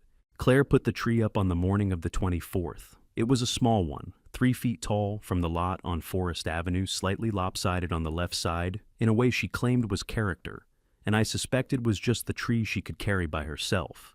She set it on the side table in the living room and strung it with the old lights from the box in the basement, the ones with the slightly yellowed wire that I had been meaning to replace for 6 years. Thomas arrived at noon with a bottle of Merlot and the expression of a man who had made a decision somewhere on the drive up from Boston and was carrying it lightly now, the way you carry something once you've finally figured out where to put it down. Frank came at 5:30, stomping snow off his boots at the front door, a container of cookies his neighbor had apparently made, and he had apparently claimed as his own contribution. "I helped," he said when Claire raised an eyebrow. "By eating half of them?" Thomas asked. "By not eating all of them," Frank said. "That's a significant contribution." We ate around the kitchen table, Claire's beef stew again, because Thomas had asked for it specifically, which made Claire roll her eyes and make it anyway. Frank opened the Merlot. Thomas found wine glasses in the cabinet above the refrigerator, the ones Diane had bought for dinner parties, and for a moment he held them and looked at them, and then set them on the counter without saying anything, and Claire took them from him and filled them, and nobody said anything about any of it. After dinner, Frank told the story about his brother's dog and the Thanksgiving turkey, a story I had heard at least a dozen times, a story Thomas had heard 4 times, at minimum, a story Claire could recite from memory. It was the story Frank told when he wanted a room to laugh, and it worked every time, because he told it with the absolute conviction of a man who still found it funny after 20 years. Thomas started laughing before the punchline. He tried not to. He pressed his mouth together and looked at the ceiling and lost the battle completely when Frank got to the part about the neighbor's fence. Claire covered her face with her hand. "I laughed the way you laugh when you haven't laughed in a while, and your body has to remember how." Afterward, when the dishes were done and the wine was mostly gone and Frank had fallen into a comfortable near silence in the armchair by the window, I sat at the kitchen table with my coffee, and I looked at the 3 of them, Thomas leaning back in his chair, Claire turning her wine glass slowly in her hands, Frank watching the small lopsided tree blink in the corner, and I thought about a woman who had spent 3 years building a plan to take this from me. This table, these people, this particular quality of silence that means everyone in the room is comfortable enough not to need to fill it. She had come so close. "Merry Christmas, Harold," Frank said from the armchair without opening his eyes. "Merry Christmas, Frank," I said. Vince unlocked the side door of Leary Leather at 8 o'clock on the morning of December 26th. The street was empty in the way. Streets are empty on the day after Christmas. A particular kind of quiet, like the city is taking a breath before the new year arrives to complicate things again. The harbor was flat and gray beyond the end of Exchange Street, and the cold was the clean, uncomplicated cold of late December, the kind that asks nothing of you except to acknowledge it He was standing at the workbench when I came in, but he wasn't working. The bench was clear. He was just standing there with his arms at his sides, and on the bench in front of him sat the burgundy leather bag inside a clear plastic evidence sleeve, sealed with a label I could read from across the room. Evidence CR-2025-1847. Portland, PD. We looked at each other for a moment. Evelyn said they'd collect it this morning, Vince said. I know. I crossed the room and stood beside him looking at the bag. I wanted to be here first. We stood in silence for a moment, the two of us in the bag between us and the smell of leather and old wood that had been the smell of this room for 26 years. I almost didn't call you, Vince said quietly. When I found it, I almost just put it back, told myself it was none of my business. I looked at him. What made you call? He was quiet for a long moment. I kept thinking about what it would look like if I didn't. If I put it back and you... He stopped. I kept thinking about it. He picked up his coffee mug from the corner of the bench, turned it in his hands.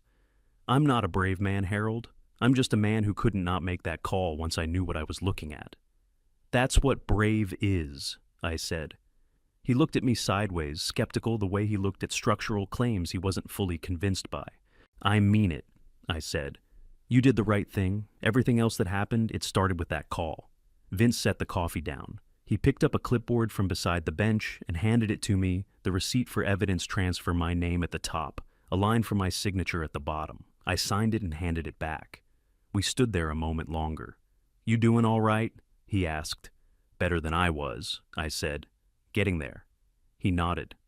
That was enough for him. I walked back out through the side door into the December cold, and I stood on the pavement and looked through the front window of the shop at the burgundy bag and its clear evidence sleeve sitting on the workbench under the lamp.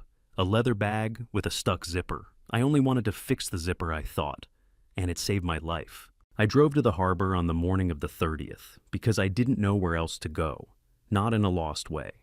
In the way that certain places hold certain kinds of thinking, and this one, the commercial pier on 4th Street, the lobster boats and the flat pewter water and the gulls that cared about nothing, except what was directly in front of them, had always been where I went when I needed to hear myself think clearly. I parked and walked to the end of the pier. The cold was clean and direct, the way December cold in Maine is direct. It doesn't negotiate, it just arrives and tells you exactly where you stand. A man was unloading crates from a lobster boat at the far end, moving with the unhurried efficiency of someone who had done this particular task so many thousands of times that it had become a kind of meditation. He glanced up when I walked past. Cold morning, he said. It is, I said. As supposed to warm up Thursday. I'll believe it when I feel it. He laughed a short, honest laugh and went back to his crates. I walked to the end of the pier and stood with my hands in my pockets and looked out at the harbor. I thought about 43 years. Not all of them at once, that would have been too much for any one morning, but pieces.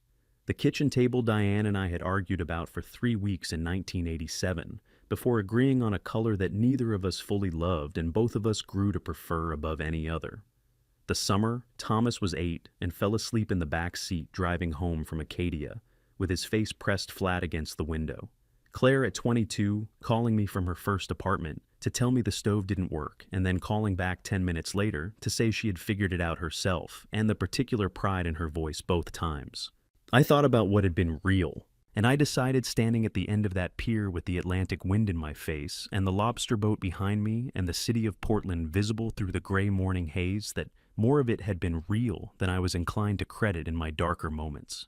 Not the last 3 years, but before that, there were decades of ordinary life that had been exactly what they appeared to be, and those decades had produced Claire and Thomas, and a house I knew by feel in the dark, and a neighbor named Frank who wrote things down in a spiral notebook because he thought the truth mattered.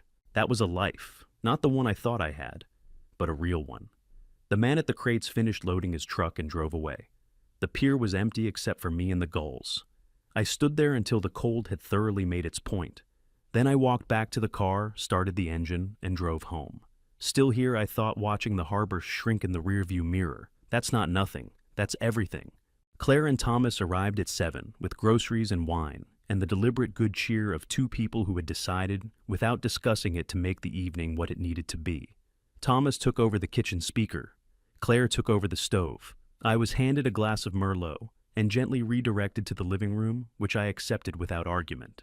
By 10 o'clock, the house was warm and smelled of garlic and rosemary and the specific kind of comfort that only comes from a kitchen being used by people who love each other. I sat by the window and listened to them talk in the kitchen, Thomas telling a story about something that had happened in Boston, Claire interrupting to correct a detail he was getting wrong, Thomas insisting he wasn't, Claire laughing. At 10:30, I slipped away to my study. The fireproof box was in the bottom drawer where it always was. I opened it and found what I was looking for near the top, a single sheet of yellow legal pad paper folded in half. I didn't need to unfold it. I knew what it said. Layer 1, Layer 2, Layer 3. I had written those words on the second night of October, sitting in this same chair with Diane asleep upstairs and the whole weight of what I had discovered pressing down on me like something physical. I had written them as a promise to myself, 3 things I needed all at once beyond any possibility of denial. I held the page for a moment, then I dropped it into the wastebasket. It made no sound at all when it landed. From the living room, Claire's voice, "Dad, come on, it's almost time." 1 second. I called. But I sat there a moment longer, in the quiet of the study, the lamp burning warm beside me. I thought about a burgundy leather bag with a stuck zipper, about Vince who couldn't stay silent, about Evelyn who thought in structures, about Frank who showed up every Thursday with a chessboard and a notebook and no fanfare whatsoever, about a zipper that stuck on exactly the right morning. "Dad," Thomas this time louder. 20 seconds. I stood up, straightened my jacket, and walked out of the study and down the hall toward the sound of my children counting down. They had left a glass for me on the side table. I picked it up. 10, Claire said. 9, Thomas said. At midnight, Thomas put his arm around my shoulder, and Claire leaned her head briefly against mine. And outside on Westbrook Drive, someone was setting off fireworks that lit the December sky in brief, bright colors. "Happy New Year, Dad," Thomas said. I put my arm around him. "Happy New Year," I said. "Both of you." We stood at the window for a while, the 3 of us watching the light. I've lived long enough to know that family revenge isn't a story you see in movies. It's quiet. It hides behind shared meals, familiar voices, and doors you never thought to lock. Looking back, I made one mistake that almost cost me everything I trusted completely, and I stopped paying attention. Don't be like me. Don't wait until a stuck zipper becomes the thing that saves your life.